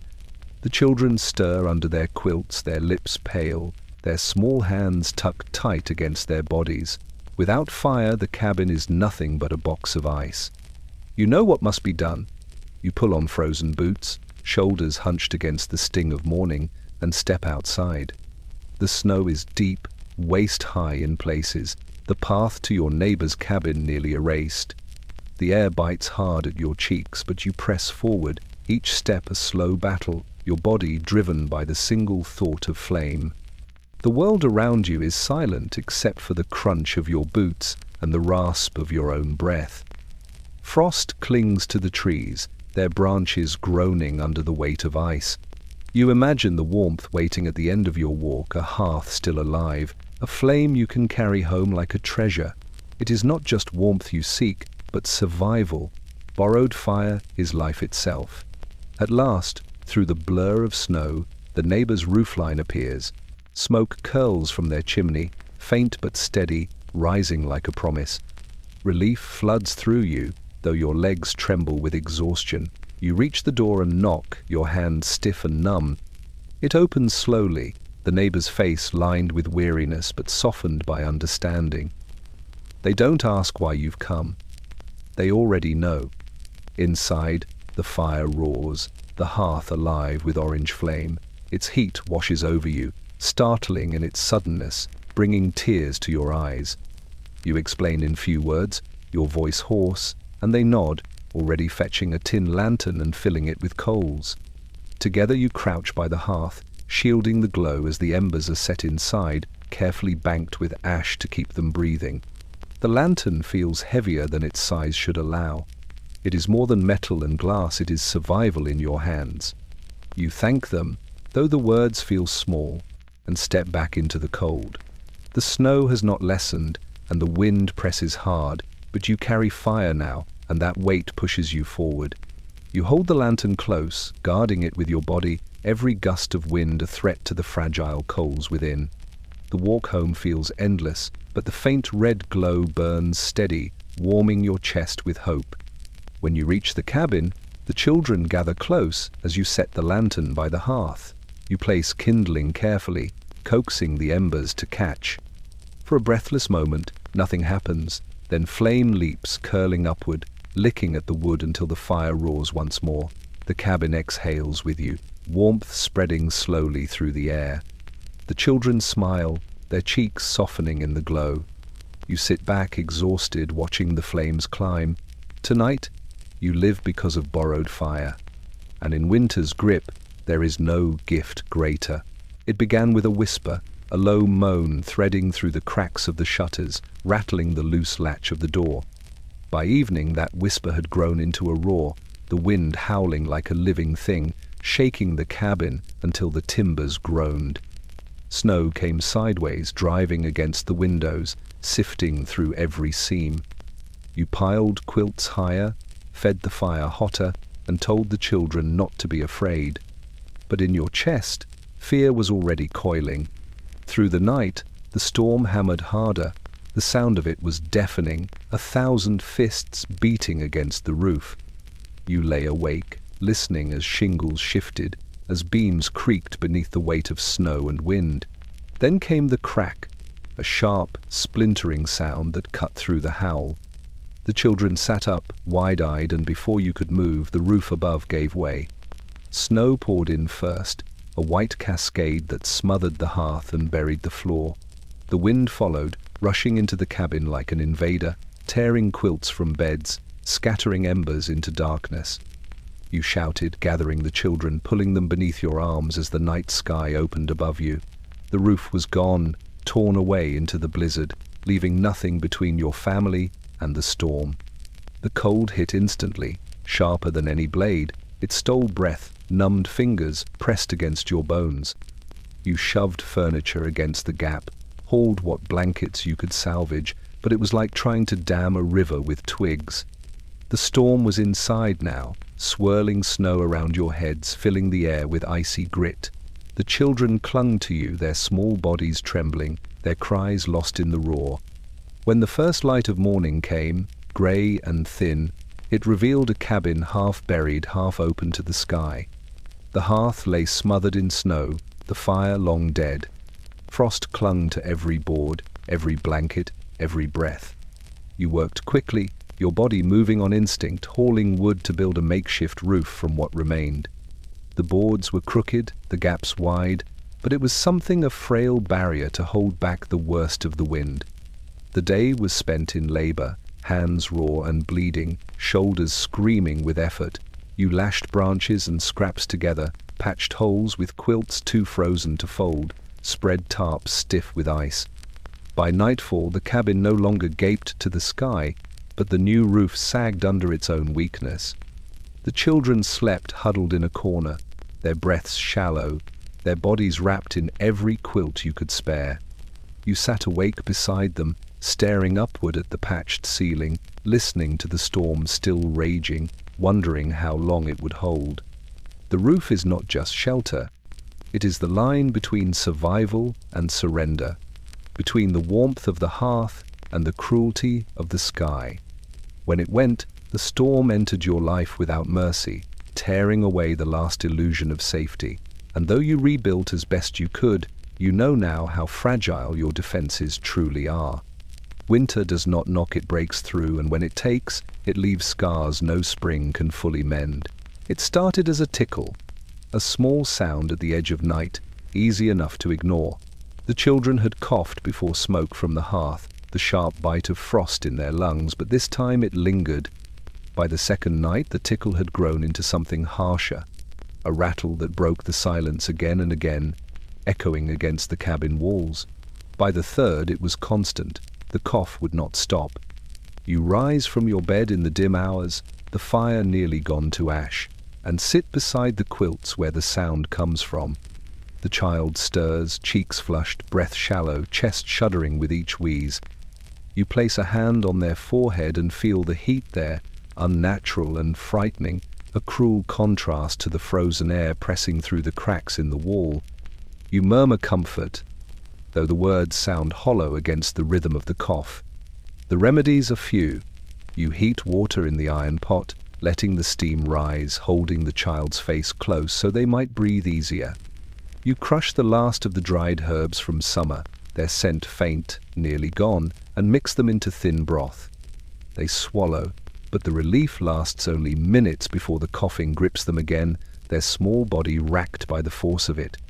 The sound is relentless, each burst tearing at the stillness, wearing down hope with every echo.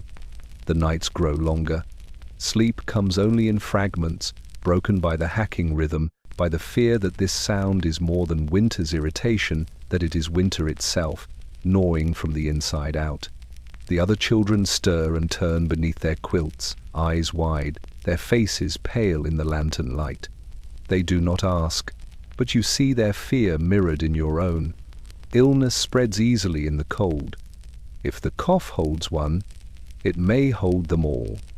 Outside, the world is buried under silence and snow, the kind of silence that feels merciless. No neighbor will come in weather like this. No doctor rides through drifts higher than a horse's back. You are alone with the fire, the quilts, and the endless cough that keeps time with your racing heart. At dawn, you carry wood to the hearth with trembling arms, feeding flames that seem smaller every day. The child lies close, their eyes glazed with weariness, but still they breathe, still the cough comes. It is a strange kind of reassurance that sound, terrible as it is, it means they are fighting, still clinging to life. Silence would be worse. Silence would be unbearable. You sit beside them, smoothing the quilt, whispering stories you half remember, trying to weave comfort through the storm in their chest. The firelight flickers across their face, painting it gold for an instant before the shadows reclaim it. The cough continues, each burst a reminder that winter demands more than wood and food. It demands strength of the body itself. And so you endure the sound, hour after hour, night after night. You endure because you must. The cough will not stop, but neither will you. The candle had been burned low many times before, trimmed, pinched, and coaxed to last longer than it should. But tonight, as you set it in the iron holder on the table, you see how little remains. Barely an inch of wax clings to the stub, the wick bent and blackened from too many lightings. You strike the flint carefully, guarding the spark as though it were treasure. The wick flares, sputters, then steadies, a thin flame rising to cast a small, trembling circle of light across the room. The children gather close, drawn to it the way they are drawn to the hearth. Their eyes reflect the glow, wide and uncertain, as though they too know the weight of what it means. This is the last candle. When it is gone, the cabin will belong wholly to the fire's uneven glow and to the long stretches of darkness that the fire cannot reach. The flame flickers across the Bible on the table, the cracked leather cover glimmering faintly, across the quilts draped over the children's shoulders, across the rough-hewn logs of the wall. Beyond its circle, the shadows stretch long, pressing close, swallowing the corners of the cabin. The darkness waits, patient, knowing it will win. You ration the light as you have rationed food and wood. The candle is not allowed to burn for idleness. It is lit only when words must be read, when work must be finished, when the children need comfort in the storm. Tonight is one such night. The wind claws at the shutters, The snow drives hard against the roof, and the fire sputters low. The flame of the candle seems too small to defy such power, yet somehow it does. The wax melts quickly, running down the stub in glistening beads that harden into crooked rivulets. You catch yourself staring at them, as though each drop is another moment of light slipping away, another heartbeat closer to darkness. The children notice too, whispering that the candle looks as though it is crying. You smile faintly at their words, though your chest aches. They are not wrong. You read aloud from the Bible, your voice low, the words tumbling into the flickering light. The children lean close, listening, their heads resting on each other's shoulders. The flame trembles with every draught, and each time it nearly falters, you pause, holding your breath until it steadies again. Never before have you understood how fragile light can be. At last the wick bends, drowning in its own wax. The flame gutters, shrinking, then flares once more, a final act of defiance before it sputters out. Darkness rushes in, filling the cabin, broken only by the faint glow of embers in the hearth. The children cling closer, and you gather them beneath the quilts, your voice steady even as your heart sinks. The last candle stub is gone. What remains is the fire, the quilts, and the stubborn will to endure. Outside, the storm rages, but inside, you whisper promises of spring, of mornings filled with sun, of candles yet to come. The children drift to sleep on your words, and you sit awake in the dark, keeping watch, holding fast against the night. The storm had locked the world in silence again. Snow pressed high against the cabin walls, the wind screaming across the roof. There was little to do but wait, to tend the fire, to stretch what food remained. Yet in the long hours between chores, when the children grew restless under their quilts, you reached for the knife and a block of wood. The blade was dull from work on fence posts and kindling, but it was enough. With it, you carved not fuel, but hope. The wood was dry pine, taken from the pile weeks before. You shaved it slowly, curls falling into your lap, the scent sharp and clean. The children watched, their wide eyes following every stroke, their small bodies pressed close to the hearth's glow. They knew this was not firewood you weren't cutting for survival this time. You were shaping something else, something meant to remind them of life beyond hunger and cold. At first, the form was simple, a bird, its wings rough, its beak sharp, but as the hours passed, the shape grew clearer.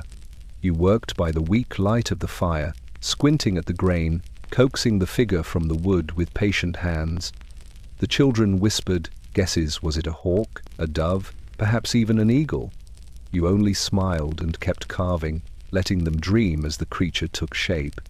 By evening, the bird stood finished, small enough to fit in a child's palm. Its wings were outstretched as though caught in flight, its head lifted as if it had never known the weight of snow. You placed it in the youngest child's hand, and their face lit with wonder. They traced the lines of its wings, holding it close as though it were alive. In that moment, the cabin felt lighter. The storm still raged outside, but inside, the air hummed with something warmer than the fire. The next day, another block of wood found its way to your hands. This time, it became a horse, its legs sturdy, its mane etched in fine lines. The day after, a small doll with a round face, rough but smiling. Soon the children gathered their treasures in a row along the hearthstone, a parade of birds, animals, and figures. They invented stories for them, gave them names, built worlds where the sun shone bright and the fields grew green. The whittled shapes became more than toys, they became pieces of spring carved into winter's heart. Your hands grew sore, the knife bit blisters into your palms, but you kept carving. Each figure was a promise, each curl of wood a thread of hope. The children laughed more, their coughs softened, their eyes gleamed even in the darkest evenings. You realized then that survival was not just food or fire, it was spirit. And spirit, like wood, could be shaped, could be made to endure. When the storm finally eased, the little carvings lined the hearth like guardians. Outside, the snow still lay deep, but inside, The children's laughter rose above the crackling of the fire. You set down the knife, wiped the wood shavings from your lap, and looked at what you had made. Not just toys, not just shapes. You had carved hope itself, fragile, imperfect, but alive. It began with silence heavier than the storm itself, a silence broken only by the rasp of breath that came slower and slower until it stopped altogether. The cabin, once filled with the sounds of coughing and the rustle of quilts, fell still. You sat there in the dim light of the fire, staring at the face that had gone slack, the small chest that no longer rose. Winter had taken one of your own. The storm outside howled without pause, snow hurled against the shutters, the roof groaning under its weight. There was no question of leaving, not yet. The world beyond the door was a white wall, the drifts higher than your waist, the wind a blade that would cut you down before you reached the fence. So you stayed inside with the body, your grief folding in on itself, heavy and suffocating, the storm making mockery of dignity and burial. The children whispered from their corner, their voices trembling. They understood more than you wished they did. You wrapped the small body in a quilt, tucking it gently as though still offering warmth, though you knew warmth would never return. You placed the bundle in the far corner of the cabin, beside the wall where the frost crept through the logs, and whispered a prayer that felt too thin for the weight it carried. All through the night the storm raged. Snow found its way through the cracks, dusting the floorboards, settling on the quilt. You rose again and again to brush it off, unwilling to let the storm cover them. Not yet. Each time you turned back to the hearth, the fire seemed weaker, the light dimmer, and the sound of the wind louder. It felt as though winter itself was pressing through the walls to claim everything, not just one. When dawn came, grey and hollow, the storm had not ended, but the drifts had shifted enough to force the door open a crack. You gathered your strength, the children watching with wide, silent eyes, and lifted the quilted bundle into your arms. It felt too light, too final. You stepped into the storm, your breath torn from you, snow clawing at your face, but you pressed on. Each step was a battle, boots sinking deep, your arms straining to keep hold. You reached the edge of the clearing, where the drifts piled high against the trees, and dug with your hands, scooping snow until your fingers burned. The earth was far below, unreachable, frozen solid. The grave you dug was shallow, no more than a hollow in the snow, but it was all the storm would allow. You laid the quilted bundle there, smoothing the snow gently over it, whispering one more prayer that was carried away by the wind. You turned back to the cabin, stumbling, half blind from the storm. Inside, the children clung to you, their eyes searching your face, their silence louder than any wail. You sat by the hearth with them, the fire crackling weakly, and stared at the frost on the window. It was a funeral without hymns, without markers, without earth, only snow, storm, and silence. The blizzard had taken, and you could do nothing but give the dead to its keeping. The storm had finally loosened its grip by the time dawn crept into the sky. The wind fell to a tired sigh, and the world outside the cabin lay buried in white, reshaped into smooth hills and ridges. The silence was vast, broken only by the groan of snow sliding from the roof. You stepped out carefully, boots crunching into the hardened crust, the cold biting sharp as a blade. The sky blushed faintly with the first pale light, and that is when you saw them, tracks pressed into the snow. Fox tracks. They stitched across the clearing in delicate patterns, winding between the fence posts, circling near the barn, before trailing off into the woods. The prints were small, precise, each one sunk deep where the animal had leapt lightly over the drifts. For a moment you stood staring, your breath fogging the air, your chest tightening at the sight. The fox had survived the storm. Where you had huddled against the fire and prayed for warmth, it had braved the white silence and left behind this trail a thread of life sewn into the endless snow. You followed the prints with your eyes, tracing the story they told. Here the fox had paused close together, its weight pressing down as it sniffed the air. There it had darted quickly, a streak across the drift, perhaps chasing some faint movement below the surface. The tracks led to the barn door, where they circled in restless loops, then away again, leaving nothing disturbed but the shallow scratches in the snow. The animals inside stirred nervously, as though remembering the brush of danger that had prowled near in the night. Kneeling, you touched the edge of one print, your glove brushing the crisp outline. The snow was hard, frozen after the storm, and the track was sharp, recent no more than an hour old. You imagined the fox trotting through the dawn, its red coat vivid against the white, its breath streaming in plumes as it searched for scraps of life beneath the ice. Hunger drove it, the same hunger that gnawed at your own family, yet still it endured, clever, quick, silent. You rose slowly, your gaze following the trail until it disappeared into the line of trees. The forest stood hushed, branches heavy with snow, shadows long in the new light.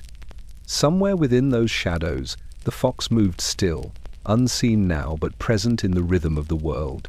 Its tracks had left you something more than a story, they had left a reminder. Even in the dead of winter, life searched, persisted, carried on. When you returned to the cabin, the children gathered at the window, their eyes wide when you told them what you had seen. They pressed their noses to the glass, eager to glimpse the tracks for themselves. For a moment their voices filled the room, bright with wonder, their hunger forgotten in the spark of imagination. They spoke of foxes darting through drifts, of sly eyes and swift paws, of wild creatures who outwitted the storm. That morning, as the fire crackled weakly in the hearth, the cabin felt less like a prison of frost and more like a place tethered to the living world. The fox had passed and gone, but it had left its mark. In its prints lay proof that survival was still possible, and in the heart of winter, that was enough to bring hope. The quilt began as scraps, worn shirts too thin to mend, flour sacks with faded lettering, patches from trousers torn beyond use, each piece saved carefully, folded into a box that waited for winters like this. When the snow piled high and the wind clawed at the shutters, the scraps came out, spread across the table beside the dim lantern flame. What could no longer clothe became warmth once more, stitched together into something larger than the sum of its parts. You thread the needle with stiff fingers, pricking yourself more than once in the cold. The thread frays easily, but you knot it tight, pulling it through each rag with slow determination. The children gather near, their eyes following the movements, their small hands offering scraps of fabric as if presenting treasures. "This was Father's shirt," one whispers, holding up a square of blue, its edges worn soft. Another offers a strip of old curtain, the faded flowers still clinging faintly to the weave. Every piece has a story, and as you stitch them together, those stories are bound into the quilt itself. The work is slow but steady, the fabric growing heavier across your lap. The fire crackles in the hearth, smoke curling into the rafters, while outside the storm scours the land clean. Within these walls, you sew not only against the cold but against despair, each stitch a small defiance of hunger, each square a reminder of summers past. When the quilt is finally spread across the children, their bodies sink into it with sighs of relief. The fabric is uneven, the colors mismatched, but none of that matters. The warmth gathers quickly, trapping what little heat their bodies can muster, holding it close. They burrow beneath the layers, whispering to each other about which patch belongs to which memory, their voices drifting like lullabies into the dark. You sit back and watch them, your hands raw but your heart steady. The quilt is more than rags. It is proof that nothing is wasted, that survival comes from turning loss into something new. Where hunger strips away, hands can rebuild. Where winter takes, memory can give back. The children sleep soundly beneath the patchwork, their faces soft, their breaths even, and for a time the cabin feels less fragile, less exposed to the storm beyond its walls. Later, when you pull the quilt over yourself, you trace the stitches with your fingertips. You feel the roughness of flour sack cotton, the softness of worn wool, the faint ridges where seams meet. It is imperfect, yet strong. It carries the weight of countless hands that once wore these rags, countless days worked and spent. And now, in the heart of winter, it carries your family through the night. The storm outside can tear roofs, freeze wells, and bury doors. But here inside lies a shield, sewn from memory, labor, and love. The quilt sewn from rags is not just cloth against the cold, it is hope, stitched square by square, strong enough to last until spring. Each morning you rose expecting change. The sky might brighten, the air might soften, the hard crust of snow might glisten with a hint of melt. Each morning you told yourself that the thaw would come soon, that spring was waiting just beyond the horizon, ready to spill green back across the land. But the days bled one into another, and still the cold held fast. The thaw never came. The snow did not shrink, it deepened. Paths you had dug through the drifts closed again overnight, the wind filling them as though your labor had never been. The barn roof sagged under its burden, icicles hanging like daggers from the eaves. The river, which should have murmured under thin sheets of ice, remained locked, silent and solid, as if it had forgotten how to run. Even the sun, when it appeared, offered no warmth, its light pale and thin, like a lantern burning its last oil. Inside the cabin, hope thinned with the firewood. You counted the logs again and again, your eyes tracing the shrinking stack, your mind calculating how many days remained. Each time you fed the hearth, you felt the weight of it, as though every flame consumed not just wood, but time. The children asked when the snow would melt, when the ground would soften enough to dig, when the first shoots of green would appear. You told them soon, but the word tasted bitter on your tongue. Hunger gnawed sharper with each passing week. The salted pork had dwindled to scraps, the bread to crumbs. Meals became thinner, stretched with melted snow, flavored with nothing more than smoke. Bellies ached, shoulders slumped, eyes grew hollow. You tried to hide your own weariness, but even the children could see that each day without thaw was a day stolen from your strength.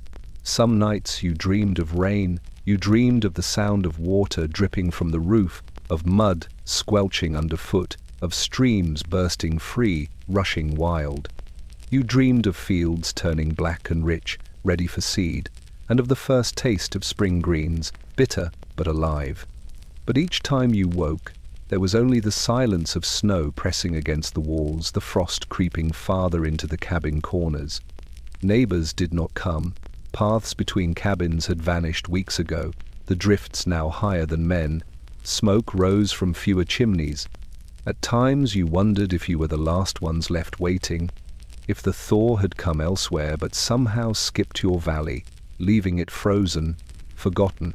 One morning, you stepped outside and tilted your head back, staring at the pale Sunday. For a moment, you thought you felt a drop of water on your cheek. Your heart leapt. But when you touched your skin, it was nothing but a flake of snow, sharp and dry, melting into nothing on your palm. The thaw did not come that day, nor the next. It remained only a promise whispered by your own weary heart, a promise winter refused to keep. And so you endured, fire by fire, breath by breath, waiting for a spring that seemed too far away to believe in. It began as a murmur in the night, so faint you thought at first it was the wind shifting in the eaves. But as you lay still beneath the quilts, the sound came again, sharp, dry, a splintering creak that seemed to echo through the cabin walls. The rafters were speaking, and their language was fear. Winter had pressed its weight upon the roof for weeks, piling snow higher with every storm.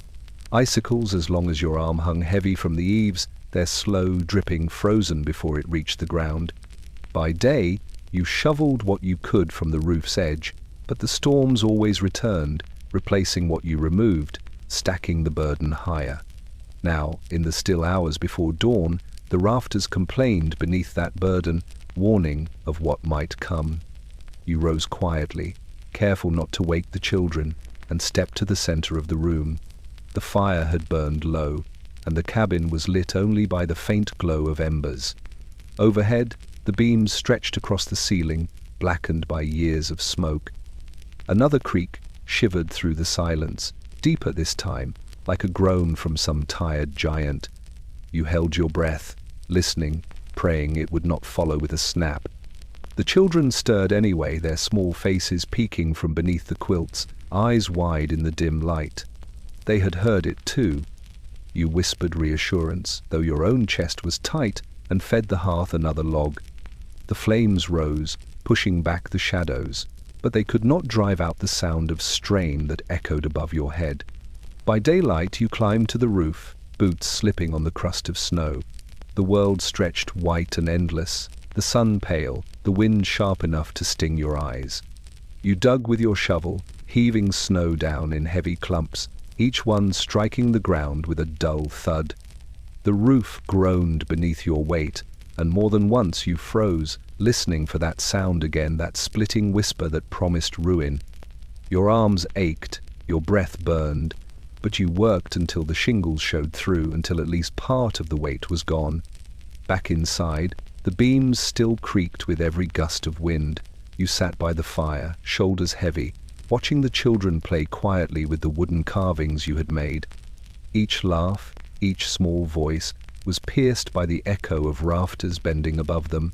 You looked up again and again, half expecting the roof to break open, to spill the storm into the heart of your home.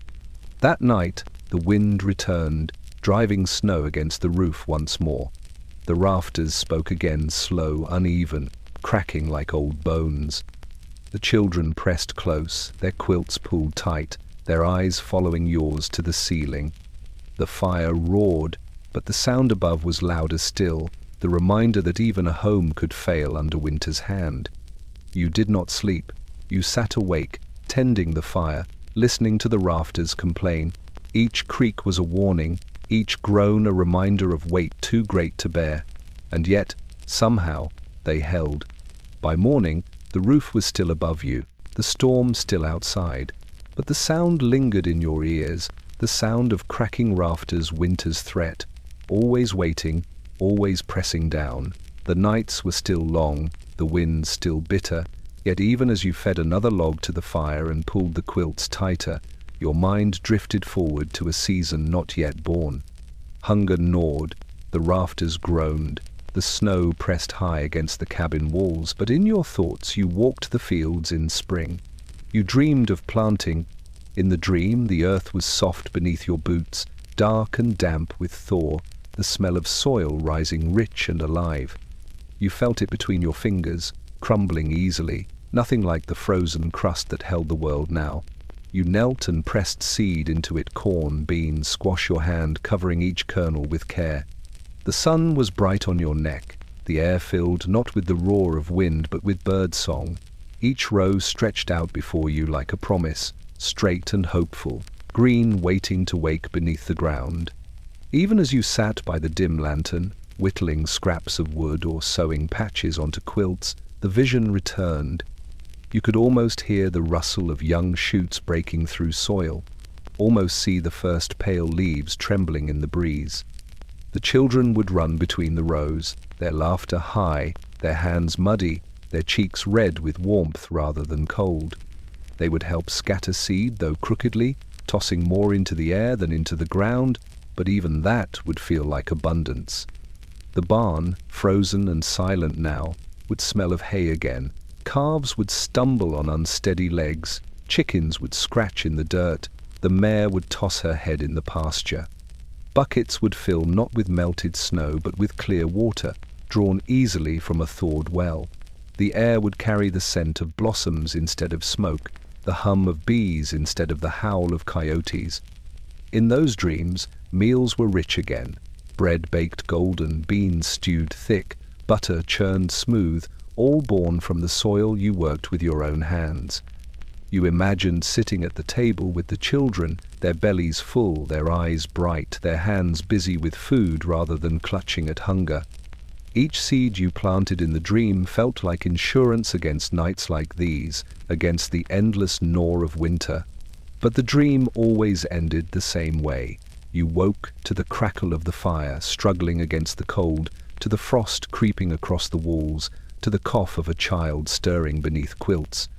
You rose stiffly, fed the fire, melted snow in the pot, and faced again the white silence outside. Spring was still far, the ground still locked in ice, the seeds still tucked away in sacks, waiting. And yet, even in the bitterest hours, the dream remained. It lived in the corners of your mind, blooming quietly when the wind howled, steady as the embers you coaxed back into flame. For as long as you could imagine the soil warming, the rows straightening, the seeds sprouting, you could endure the winter. Dreams of spring planting were not just hope, they were survival themselves. It had been so long since you had seen it that you almost forgot what it felt like. For weeks the sky had been nothing but grey, the air thick with snow and silence, the light dim and cold. But on this morning, as you pushed open the cabin door, the world greeted you with something different. The storm had gone, the wind had hushed, and there above the horizon blazed a pale, golden disk, the Sunday. At first you squinted, your eyes stinging in the sudden brightness. The snow stretched in every direction, blinding white, glittering like glass. It hurt to look at, but you could not look away. The sun poured across the drifts, sending 1,000 tiny diamonds sparkling back into the sky. For the first time in months, shadows stretched long across the ground. They were sharp, black, and familiar, as if the world had been waiting all along to show its true shape again. You stepped into the light, boots sinking deep into the crust, and felt its warmth faintly against your face. It was not strong, not enough to melt the ice or thaw the earth, but it was there. A kiss of heat, a whisper of what was to come. You lifted your hands to it, palms open, as though to catch the rays themselves. The children tumbled out behind you, their laughter brighter than it had been in weeks. They blinked and shaded their eyes, then ran across the drifts, kicking up glittering clouds of snow, their voices carrying far in the still air. The animals stirred differently that day too. The mare tossed her head in the barn, nostrils steaming in the bright air. The cows lowed softly, shifting on their hooves, as if they too felt the light against their hides. Even the chickens, huddled in their corner, fluttered their wings and clucked more eagerly, as though they remembered longer days and warmer mornings. You carried water from the melted snowpot to the trough, and for once it didn't freeze immediately on the surface. The thin warmth of the sun held it a little longer, a small miracle that felt larger than it was. Each task seemed lighter, each breath easier, carried by the knowledge that winter could not rule forever. Back inside, the cabin looked different. The frost on the window pane glittered instead of glooming, the hearth glowed in harmony with the light beyond, and the shadows that crept through the corners seemed less menacing, less final. You set the Bible on the table, its pages shining faintly in the golden spill from the window. The children pressed their faces to the glass, watching the light shift across the snow, their eyes wide with wonder. That night, when the sun dipped behind the trees, the cold returned as fierce as ever. The wind rose again, and frost crept back into the corners. But you carried the memory of the day inside you. The sun had broken through. You had seen it, felt it, held it in your hands like a promise. And that promise was enough to keep the fire burning, enough to whisper to the children that spring would come. Even when the thaw finally came, when streams broke loose from their icy chains and the first blades of green pushed up through the black soil, the memory of the deadly winter lingered. It clung to the cabin walls, to the quilts sewn from rags, to the faint smell of smoke that never seemed to leave the rafters. It lived in the hollows beneath your eyes, and in the way the children still pulled quilts high, even when the air grew soft with spring. You remembered the nights when the fire nearly died, when you crouched in the ashes, blowing on the faintest ember as if your life were tied to that tiny spark. You remembered the frozen boots by the bed, the cough that rattled the dark, the endless scraping of frost from the walls. Each sound, each image, each ache became part of you. Winter had carved its story deep into your bones. Neighbors gathered again once the paths cleared, their faces thin, their eyes haunted. Stories were traded in low voices, who had made it through, who had not, which cabins now stood empty beneath roofs caved in by snow. They spoke of storms that stole the sun, of rafters groaning under weight, of children lost to the sickness. Each story was different, but all carried the same refrain. Winter had taken much, but not all. those who stood there had endured. And yet, the fear never truly left. Even as fields warmed and seeds were pressed into soil, you found yourself glancing at the sky, measuring the length of shadows, listening for the wind's first howl. Every storm cloud was a reminder of drifts at the door. Every cough was the echo of one that wouldn't stop. You carried wood more quickly now, salted meat more carefully, and stored every scrap of cloth, every crumb of flour, with a caution born of memory. The children played in the spring fields, their laughter carried on breezes that smelled of thawed earth and blossoms. Yet even in their games, you could see what the winter had left behind. They built forts not just of branches but of blankets, sewing play from the memory of huddling together for warmth. They ran beneath the sun but always returned quickly to your side, as though the cold might return suddenly and swallow them once more. At night, when the lantern burned steady and the fire crackled bright, you sometimes closed your eyes and felt the silence of those deadly days return. The memory of wolves on the wind, of neighbors lost in the snow, of burying the dead in shallow drifts, all rose again in the stillness. You whispered prayers then, not just of thanks but of remembrance, honoring what had been endured. The deadly winters would pass, as they always did, but they would never be forgotten. They lived in the quilts patched from rags, in the carvings of wood left by the hearth, in the careful hands that sowed seed with both hope and fear. Memory itself became another kind of fire, something fragile, something to guard, something that burned against the dark long after the storms had gone.